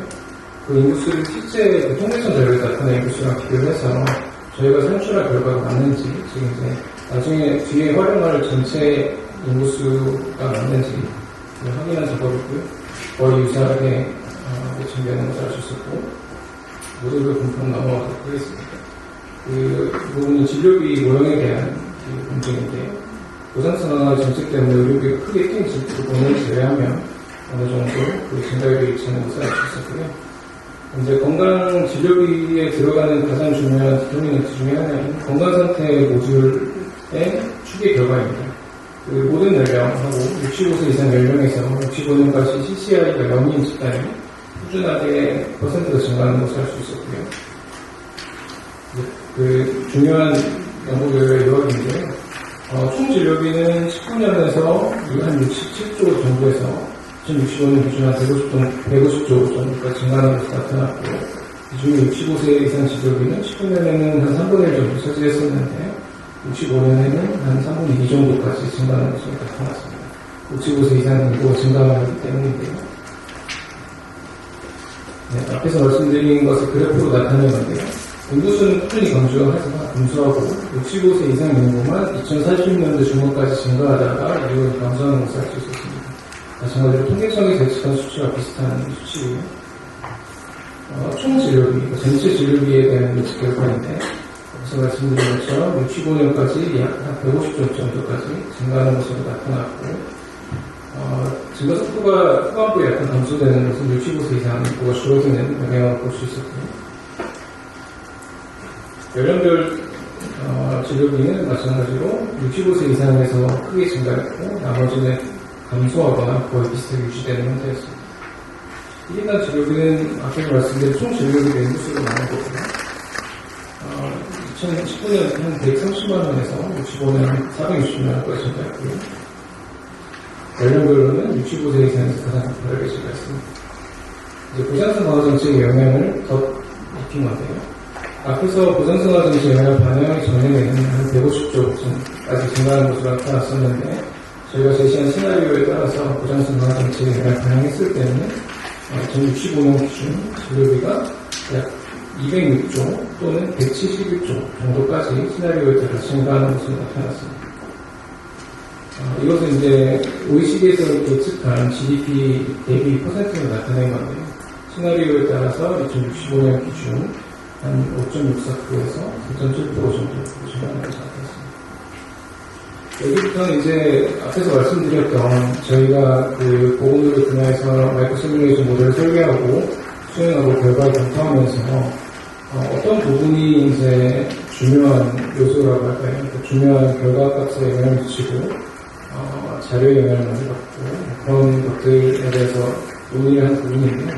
모수 추정 기간입니다. 그러니까 의료 패널 자료를 저희가 써서 12년에서 18년 자료에서 추정 파라미터를 가지고 그 집단의 기간에 대해서 진료비를 추정을 했는데, 이 부분은 사실 모수 추정 기간을 어떻게 두느냐에 따라서 집단의 값이 달라질 수 있는 부분입니다. 왜냐하면 모수 추정 기간에서의 건강보험 진료비가 설명도수의 관계를 반영하는 모수를 쓰기 때문인데요. 즉 2018년에 의료비가 가장 높은데 2018년에 의료비를 쓸 경우에는, 2018년에 추정한 모수를 쓸 경우에는 뒷단의 의료비가 더 증가하게 됩니다. 그러니까 같은 설명 모수에 대해서도 보장성과 정책이 되기 때문에 2018년에 의료비가 크게 증가했기 때문이고요. 그 그래프에 보시면 2018년 자료만 써서 모수를 추정한 경우에는 경험보험 진료비가 더 크게 증가해서 한 170조까지 증가하는 것을 볼 수 있습니다. 네, 방금 말씀드렸던 내용이고요. 결과를 말씀드리면, 결과는 넘어가도록 하겠습니다.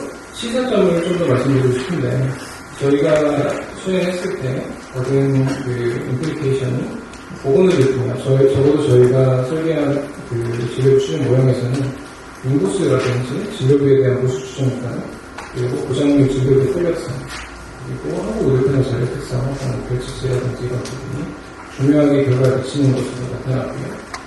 실제로 그동안 조성법을 사용한 연구에서 나타난 GDP 대비 진료비 추계 결과보다 저희가 지금까지, 요 슬라이드 전까지 제시한 결과가 상당히 낮습니다. 그런데 뒤에서 이제 약간 센시티비티 아나리시스처럼 인구수나 저희가 적용한 것보다 선행연구에서 적용했던 보장률과 진료비 탄력성이라든지 이런 것들을 적용하면 근사치에 가까워지는 것을 알 수 있었고요.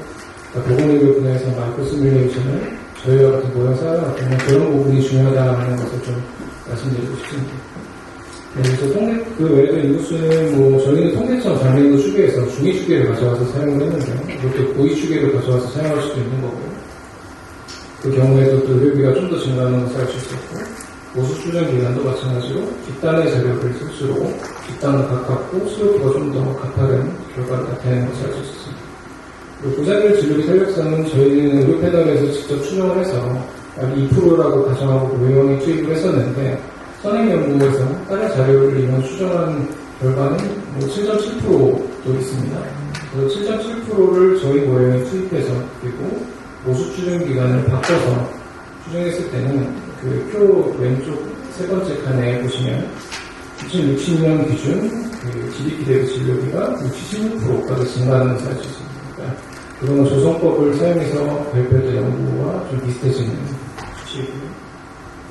이런 보건의료 분야에서의 마이크로 시뮬레이션을 활용할 때 이런 어떤 요소의 임플리케이션이 있다는 것을 알고 계시면 좋을 것 같습니다. 네, 항의와 항의점인데요. 아직까지 사실 보건의료 분야에서는 그 마이크로 시뮬레이션을 이용해서 장기의료 추계가 이루어지지 않았었는데 최초로 시도한 일이었고요.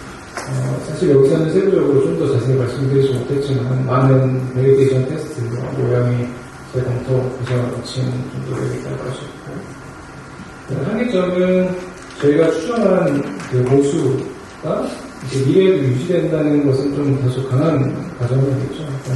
저희는 2012년, 18년에 건강보험 진료비와 설명변수의 관계를 가정한 것인데 그 관계가 미래에는 좀 더 건강 상태가 나빠도 의료비가 적게 든다든지 이런 그 관계 변화가 있을 수 있고요. 그런 부분은 추후에 이제 모형을 재검토하고 다시 설계가 되어야 되는 부분이라고 생각합니다. 네, 발표 마치겠습니다. 예, 기획 세션의 좌장을 맡은 이승욱입니다. 서울대학교 보건의학원 굉장히 볼 수 있습니다. 토론자는 첫 번째 토론자께서는 연세대학교 보건대학원의 김태형 교수님이신데요. 김태형 교수님 기조 발표해 주신 내용 전체적으로 그간에 크고자는 결과를 종합적으로 잘 정리해 주시고 나누신 것 같습니다. 전체적인 방향성이나 이런 부분에 대해서 큰 틀에서는 좀 이제 공감이 됩니다. 이제 아까 질문하지 말라고 하셨으니까 코멘트 드리면 이게 이제 저희도 이제 그 학생들과 같이 이제 연구하다 보면 파트 모델을 돌릴 때 퍼스트 파트랑 이제 세컨드 파트에 들어가는 변수들을 달리해야 되나 아니면 좀 그냥 돌려보고 뭐가 나오는지 봐야 되냐 이런 고민들 많이 해야 되는데 똑같이 뭐 안 되지 않을까? 달라야겠지. 이용하는 거하고 거기에 진료비가 좀 달라야 되지 않을까라는데 어쨌든 우선은 김태형 교수님께서 보여주신 거는 일단 변수가 제한적이니까 그럴 수도 있겠지만 같은 변수를 놓고 이용과 의료비를 돌리고 그다음에 입원과 외래를 또 돌리신 것 같은데 아마도 사실은 좀 우리가 외래는 연중 많이 하게 되지만 입원을 하는 경우는 그렇게 많지는 않기 때문에 각각의 모형에 들어가는 변수들이 조금 달라야 되지 않을까 하는 생각을 하게 됐고, 그 다음에 그 로그 치환을 하셔서, 분석을 하셨는데, 이게, 이제 뭐 외래보다도 유로한 같은 경우는, 0이 과잉인 그런 상황이 많기 때문에, 역시 뭐 제로 플레이트, 네거티브 포화성이나 바이너밀 루드에서 이런 부분들을 고려해 보셨는지, 궁금했었습니다. 질문을 됐고, 그 다음에 이 제목을 아마, 주최 측에서 부여받으셔서, 이렇게 큰 제목을, 아까 많이 줄이셨다고 하지만 여전히 큰 제목이셨는데, 거기서 수요와 공급의 상호 작용 기전, 이런 부분들이 제목에는 있지만, 이것을 유로페널 데이터와 나머지 지역 차원에서 데이터로 엮어서 말씀하시기엔 좀 어려움이 많지 않으셨을까. 특히 이제 이 공급적인 측면에서 17 시도의 의료기관 병상수와 의사수 정도로 이제 가름을 하셨는데 그것만으로 이 상호작용 기전을 말씀하시기는 아마 어려움이 컸을 걸로 생각이 되고 저는 개인적으로 봤을 때 이제 이 의료기관 병상수가 많이 증가한 지역 또 인구가 많이 증가한 수도권과 비수도권 이렇게 좀 서브그룹으로 나눠서 한 10년, 12년간의 양대를 보았으면 좋지 않았을까 하는 생각이 들고, 이태인 교수님과 다른 세상 발표자들의 공이 적용되는 부분들이 예측이라든지 시뮬레이션 하는 것 자체가 갖는 연구자의 부담이 굉장히 좀 크다고 생각이 듭니다. 왜냐하면 오늘 밤 거의 같은 내일을 예측해도 욕먹고, 너무 다른, 현실과 너무 다른 결과를 예측해도 말이 안 되는 것 같다. 이런 이제 지적이 있을 수 있기 때문에 굉장히 부담이 많을 수가 생각이 되고요. 두 번째, 고사의 문재민 박사님께서 이제 강의를 해주신 것을 잘 들었습니다. 사회보장 분야이기 때문에 결국 핵심은 우리나라 사회보험이 대부분 기여하는 것이 소득의 기반에서 보험료와 그것이 수익원이 돼서 그걸 통해서 보장이 이루어지는 구조지 않습니까? 대부분의 사회보험이 그렇습니다. 그러니까 이 중요한 패러미터라는 것이 결국 우리나라가 앞으로 계속해서 그간에 보여왔던 경제 성장, 그러니까 개인 차원에서 소득 수준이 계속해서 현재와 같은 수준 유지가 될 수 있을 것인지 하는 부분이 굉장히 중요한 패러미터가 되지 않을까. 특히 이제 최근 건강보험 부가 체계 개편으로 인해서 연금소득을 받으시는 80이 넘으신 은퇴하신 분들도 갑자기 보험료를 안 내다 보험료를 내고 있어요. 이런 부분들이 이제 어떻게 앞으로 이제 변화해야 될 것인가. 그럼 내가 연금소득을 받지 말아야 되나. 기타소득을 기타소득도 보험료 부과되기 시작했기 때문에 저 역시도 보험료를 2번 냈죠. 뭔가 막 계속 나올 때 달마다 늘어나서 이게 도대체 나는 기초소득을 벌지 말아야 되나 이런 이제 약간 불만도 생기는데 이런 가장 개인들이 궁금해하는 거는 그 부분일 것 같아요. 내가 헬스 에이징 이런 거보다도 사회보험과 관련해서 내가 얼마나 더 많이 해야 돼, 내가 얼마나 더 많이 할 수 있다. 이런 부분들을 시뮬레이션해서 결과를 보여주시면 굉장히 좋을 것 생각이 들고 황윤 박사님께서 이 건강보험 지표를 출간하시는 것도 특히 그중에서 보장성 투자 정책의 효과를 아무래도 가늠해 보시려고 하셨던 것 같은데 이 다른 거를 떠나서 건강보험 총 진료비가 2010년 기준으로 이제 건강보험 통계에서 나오는 건 86조 원이고 여기서는 17조 원으로 하셔서 이게 건강보험 총 급여비인지 19조 원으로 차이가 굉장히 크거든요.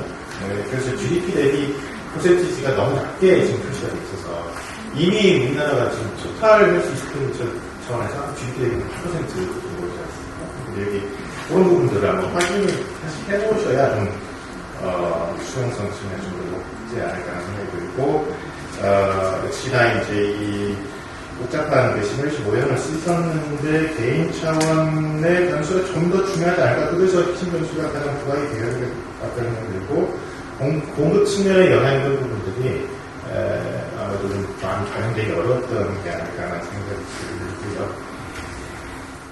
네, 다음은 두 번째 토의자를 소개하겠습니다.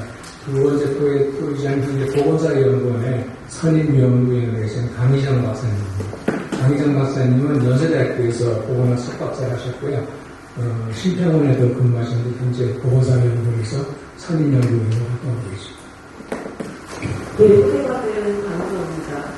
제가 코로나 확진되고 해제된 지 이제 일주일이 돼가지고 아직도 목소리가 안 좋습니다. 양해해 주십니다.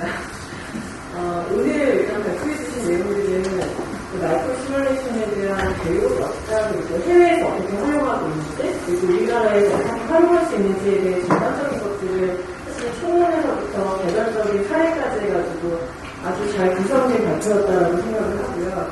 그래서 그렇기 때문에 이 부분에 대해서 문제를 제기한다거나 토론을 하는 게 좀 적합하지 않은 오늘의 기회였다고 생각을 하고, 우선은 모든 연구자분들에게 열정과 그다음에 이런 방식을 일단 의료 패널이라는 베이스 데이터를 선정해서 적용해보고자 하셨던 그 모든 시도에 대해서 먼저 감사를 드리는 게 맞다라고 생각이 듭니다.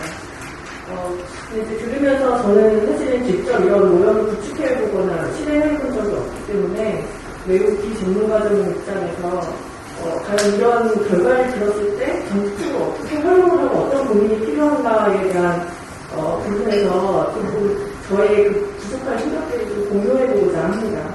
우선은 베이스 데이터로 의료 패널 데이터의 활용성에 대한 고민입니다. 모든 분들이 다 공통적으로 말씀하시는 게 미스 데이터, 미신 모니터처럼 모형을 하려면 결국엔 데이터의 퀄리티가 되게 중요한 것 같습니다. 출발선인데요. 과연 우리가 지금 이 기대를 부응할 만큼 우리 의료 패널 데이터가 그만큼의 퀄리티를 보장하는 작업을 잘 하고 있고, 그 다음에 앞으로도 또 이런 결과를 보고 의료 패널 데이터를 가지고 이런 걸 한번 해봐야겠다라는 시도를 하는 많은 연구자들에게 신뢰감을 주지 않을 만큼 의료 패널 데이터를 지속 가능하게 관리해갈 수 있는가라는 부분에 있어서는 우리 내부 과학의 공단과 고사연 그리고 모든 관련된 분들이 같이 머리를 맞춰서 고민을 해야 되는 지점인 것 같습니다. 두 번째는 저는 이제 이걸 좀 들으면서 어떤 생각을 했냐면 사실은 우리가 결과에 주목한 문제가 아니라는 생각이 듭니다. 사실 이제 그 부분에 있어서 거꾸로 말하면 사실 추계라는 거는 틀릴 수밖에 없다고 생각해요, 항상. 왜냐하면 우리 추계를 하고 그 추계의 결과가 나쁘다면 그 결과가 일어나지 않고 미리 사전 대응을 하기 때문에 항상 시간이 흐르고 나면 추계 결과는 달라질 수밖에 없습니다. 사실 추계의 의미는 우리가 미리 준비하기 위해서 하는 것이지 추계 자체를 되게 정확하게 만들려고 하는 것은 아니기 때문이죠. 그래서 실은 결과에 주목한다기보다 우리가 이 미신모의 실험 모형을 만들기 위해서 하는 그 데이터의 의미를 가지려면 빈투 데이터를 굉장히 구체적으로 만들어서 넣어야 한다는 거죠. 예를 들면 모듈을 훨씬 더 세분해서 넣어야 하는 거고. 그래서 사실 오늘은 이렇게 할 수 있다, 우리가 할 수 있다라는 어떤 적용 가능성을 보여준 부분이지만 실제로 우리가 이 데이터를 가지고 좀 더 잘 만들어진 데이터를 만들고 그래가지고 모형의 결과를 활용하려면 빈투 수준에서 모듈들이 훨씬 더 세분돼야 된다고 생각합니다. 예를 들면 사망이 아니라 사망과 관련된 주요한 요인, 심혈관질환 발생 모듈, 비만 발생 모듈 이런 것들이 다 세분해서 들어가서 그게 결합 확률에 영향을 미쳐서 사망에 영향을 미치는 방식까지 가려면 사실은 그 모든 걸 하나하나 만드는 생리방 정식을 만드는 것도 고민스럽고 그 다음에 그 각각 세분화된 모듈들을 결합시키는 그 결합 확률을 고민하는 것도 상당히 어려운 문제입니다. 그래서 제가 기억하기에 저희 고사연에서도 조사 모델을 만들긴 했지만 2016년, 17년에 당시 이걸 작업했던 박사님이 뭐라고 저한테 얘기를 했냐면 이건 사람들은 나중에 쓸 것만 생각하지만 쓰기 전에 이 데이터를 만드는 건 노가다라는 말을 한 적이 있었어요. 그래서 저는 이제 어떤 고민이 드시냐면 결국엔 우리가 이거는 조건에 따라서 미래에 어떤 변화가 일어날 건지를 개인 단위의 조건을 달리해보고 싶은 우리의 욕심이라면 사실 미시 데이터 구축할 때 개인 단위로 여러 가지 조건을 가미할 수 있는 모듈이 굉장히 세분되고 그런 데이터에 대해서 계속 상시적으로 업데이트를 하려면 굉장히 많은 전문 인력, 그 다음에 시간, 그리고 상시력이 필요합니다. 그리고 이걸 정기적으로 업데이트 해야 되는데 이 부분에 있어서는 굉장히 이제 일단 이 모형에 대한 정치적 의지도 있어야 되고 투자도 있어야 되고 지속 가능성도 있어야 되거든요. 그러다 보니까 아마 그러한 이유 때문이라도 외국에서는 정부에서 할 수밖에 없지 않았을까라는 생각이 듭니다. 저희 그 과거를 돌아서 생각하면 우리나라의 조사를 해도 사실은 기존의 다른 민간 연구 교수님께서 많은 부분을 작업해 왔던 부분들을 다시 고사를 내부로 전환시키는 작업들이 있었거든요. 그래서 사실 공공기관이나 이런 연구기관에서 어떤 한 주제를 이런 식으로 단계적으로 오랜 기간 연구하기가 쉽지 않습니다. 당장 결과를 원하기 때문에. 예를 들면 아까 말씀드린 것처럼 모듈을 여러 개, 한두 개를 늘리는 것만 해도 1, 2년이 걸리는데 이걸 축적해가지고 마지막 25년 시간 결과를 내려면 3, 4년에서 5년 정도 생각을 해야 되거든요. 이거 누가 기다려 주겠습니까? 공공기관 연구기관. 사실 이 부분에 대해서 전체적으로 우리가 앞으로 이걸 어디다 쓸 거고 누가 의지를 갖고 누가 지속 가능해서 이걸 관리해서 이 25일 시간 모형이 가능한 데이터를 지속적으로 어떻게 시킬 수 있는가 라는 고민이 필요하고 그런 의미에서 또 다시 이제 이 부분으로 이제 고민이 되는 겁니다. 가성비가 있는 일일까? 가성비가 있는 일일까? 왜냐하면 저희도 이걸 해보고 싶어 하시는 분들은 사실 인풋 데이터를 되게 약속하시거든요. 결과를 내세요. 그럼 결과만 본다고 하면 굳이 이렇게 결과를 낼 필요가 있을까요? 거시 데이터로도 충분히 이런 추계의 영향력을 충분히 미리 사전 대응할 수 있거든요. 이 부분에 있어서는 인풋 데이터에 대한 노력에 대한 투자와 이 의지가 분명히 필요하다. 이 부분에 대한 고민들을 해야 할 것 같습니다. 그래서 오히려 이제 이 부분에 있어서 여러 가지 약식화하더라도 가성비 있는 영역이 어디였는가라고 하면 한국에서 연구 부분이었다는 생각이 들어요. 개인 수준에서 생태 변화가 미래의 소득에 관련된 부분이기 때문에 그 부분이 조금 더 힘을 받고 유지되지 않았을까라는 생각이 듭니다. 그래서 저는 오늘 연구자들의 이런 시도에 대해서 다시 한번 감사드리고 또 제가 오늘 고민했던 이런 부분들이 좀 각 분야에서도 그리고 건강보험 공단은 아마 조금 더 고민을 하셔서 좀 지속 가능하게 데이터의 질을 높이고 이런 모형들이 개선될 수 있었으면 좋겠습니다. 감사합니다. 네, 마지막 토론자를 소개하겠습니다. 마지막 토론자는 현재 국민건강보험공단의 보험재정연구실장으로 활동하고 계신 김정혜 박사님을 소개합니다.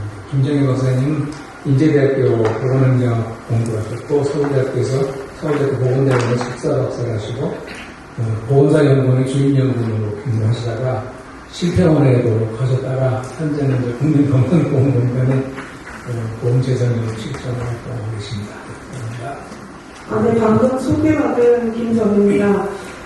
사실 앞에 소개에서 말씀드렸듯이 제가 보험재정 연구실을 맡고 있고 보험재정 측면에서 김태형 교수님께서 말씀하셨듯이 보험료를 어느 정도 인상하게 될 건지를 사실 결정하게 되려면 진료비 지출 예측이 굉장히 중요한 영역이고 저희도 거시나 조성법 위주로 국가에서 지금 산출하고 있는 기재부 사회보장 기본법에 의해서 하는 지출 추계를 할 때 주로 이제 거시에 조성법이 믹스된 형태로 하고 있는데 향후 미시 시뮬레이션을 가지고 의료비 지출을 좀 해볼 수 있지 않을까 해서 이제 준비를 하고 있는 단계에서 이 세션에 토론을 맡게 돼서 굉장히 좀 의미 있고 그런 상황인데 일단은 발표가 많아서 전반적인 내용과 조금 구체적인 부분 그리고 앞으로 활용할 때 어떤 점이 필요한지 좀 말씀드리면 전반적인 부분은 지금 말씀드렸듯이 기존의 거시모형과 조성법의 한계를 갖고 있어서 그거를 보완하는 개념으로 미시 시뮬레이션이 꼭 필요할 것 같다라는 생각이 들었고 그런 차원에서 아까 말씀드렸듯이 적용에 사실 보건의료 분야가 활발하지 않은 상태에서 먼저 시도해 주신 거는 굉장히 의미 있다고 생각이 들고 그리고 특히 강희정 실장님께서 가성비 얘기했지만 제가 미시가 왜 중요하다고 생각했던 포인트는 우리나라가 인구 변화나 그리고 경제적 상태나 보장성 강화 등 이게 다른 나라처럼 뭔가 변화가 스테이블한 나라가 아니라 향후 겪게 될 3, 40년이 굉장히 다이나믹하다면 이런 것이나 조성법의 한계로는 정확하게 예측하기가 사실 어려운 부분이 있어서 아까 한국도 발표해 주실 때 두 개 매크로와 마이크로의 링크를 할 수 있다라는 게 저는 미시만을 신뢰하자기보다는 장기에 적합하긴 하지만 검증 차원에서도 거시와 조선에 나온 결과와 같이 뭔가 링크해서 해석하고 보완하는 방식으로 가는 게 필요하지 않을까라는 생각을 했습니다. 그리고 각 연구 결과에서 저희가 느낀 거는 시도 자체에 100% 의미가 있다라고 저도 인정하는데 아까 그 결과가 중요한 게 아니라는 것도 일부 인정하지만 이 결과를 가지고 뭔가 해석을 해야지만 어디서 튀는지 어디서 어느 모듈에서 좀 이상하게 나오는지가 좀 이게 맞다 안 맞다 의미는 아니라 좀 트렌드를 보는 게 중요하지 않을까 생각을 했는데 비만도 마찬가지고 진료비 예측도 마찬가지고 아까 범위가 67조가 급여비나 진료비나 지적하셨지만 그거를 떠나서 2065년에 149조는 사실 GDP 그때의 GDP 예측으로 치면 거의 지금보다 엄청 낮은 비중으로 나오는데 그리고 아까 조선법이랑 비교했을 때는 별로 다르지 않다라고 얘기를 하긴 하셨는데 숫자가 나오진 않았는데 이 차이가 그렇게 너무 이렇게 날 수는 있는데 굉장히 많이 나는 게 아닌가 하는 생각이 들어서 그런 부분에서 이 방법론을 첫 시도한 거는 굉장히 좋은데 이렇게 과정에 따라서 많은 거다. 지금 제시된 결과에 2065년에 149조는 그때 GDP 대비하면 굉장히 낮은 5% 이하 정도일 것 같은데 그래서 이 부분이 어느 모듈에서 좀 튀는지 왜냐하면 과거 자료의 밸리데이션은 분명히 맞았거든요. 인구수나 그러면은 다른 밸리데이션 섹터를 더 해봐야 되나 인구수랑 이런 진료비 규모뿐만 아니라 그런 생각이 좀 들었고 비만 예측도 저는 비만 전담되고 엄청 많은 것도 있었지만 역으로 비만은 굉장히 줄어들게 나오거든요. 왜냐하면 지금 현재 노인 인구가 많아진다고 해도 물론 안 맞다고 하셨지만 여러 가지로 방법론의 시도는 굉장히 좋았으나 이 결과값이 안 맞을 수 있는데 너무 낮거나 너무 이런 방향으로 나오는 거는 좀 모듈별로 어디서 났는지 좀 확인이 필요한 게 앞으로의 시뮬레이션 모델을 개선하는 게 중요한 요인인 것 같고요.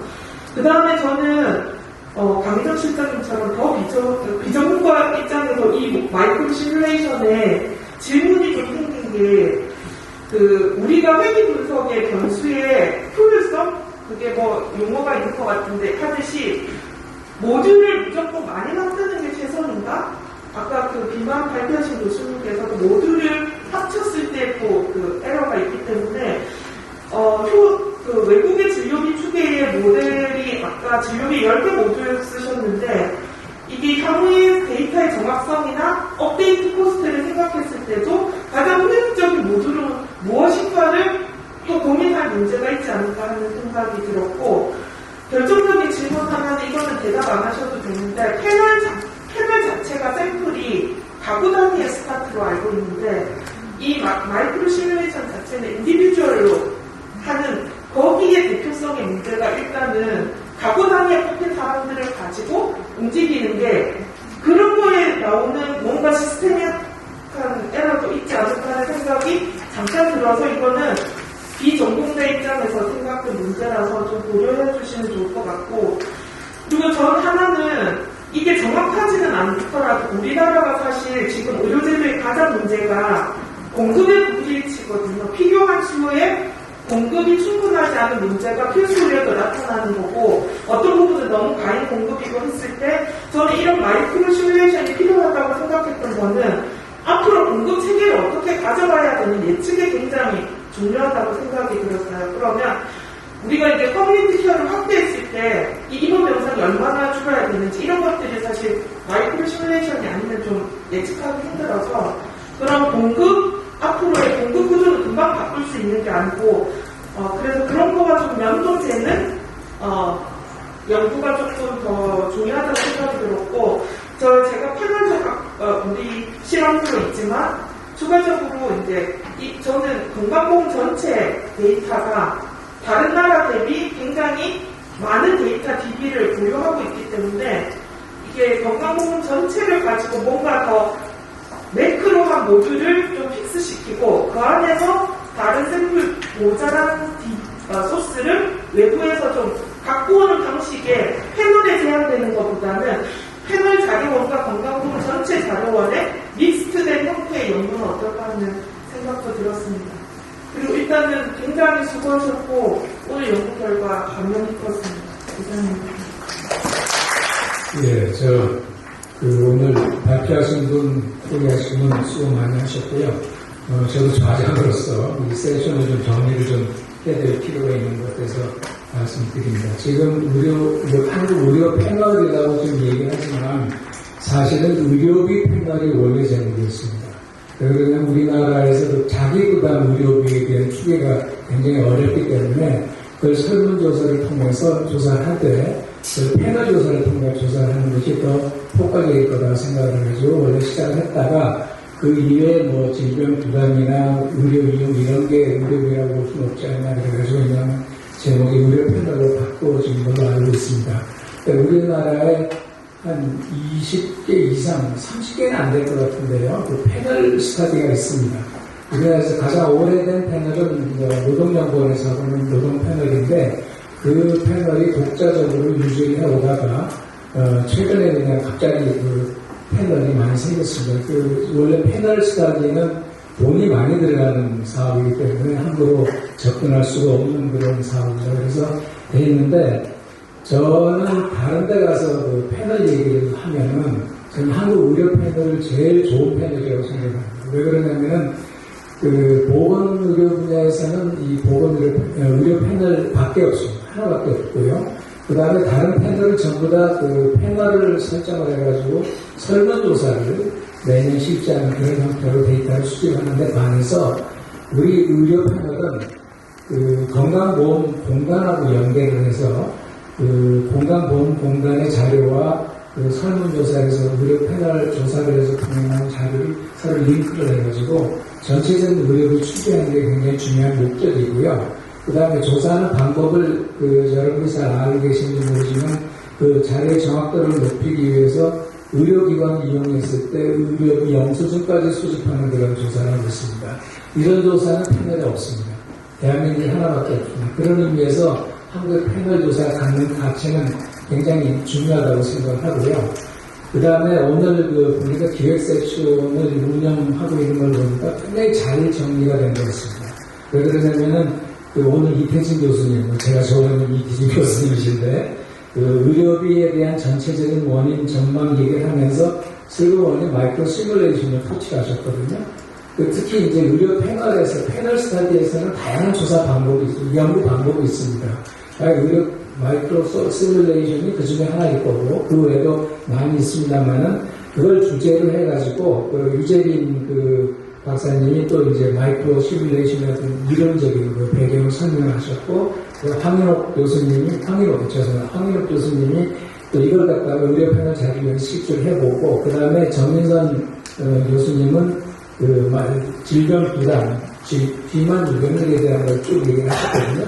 굉장히 플로우가 굉장히 있어요. 그래서 그 전체적으로 토론하시는 분들이 세 분들이 또 전체적인 제가 질문을 못 하겠습니다만은 어쨌든 전체적인 윤곽에 대한 의견을 제시했기 때문에 굉장히 잘 짜여진 것 같습니다. 그런데 제가 왜 이런 말씀을 드리냐면 의료 패널에 대한 분석은 굉장히 좀 단순한 설문조사 분석하는 거하고 달라서 굉장히 소피스티케이트한 방법론도 필요하고요.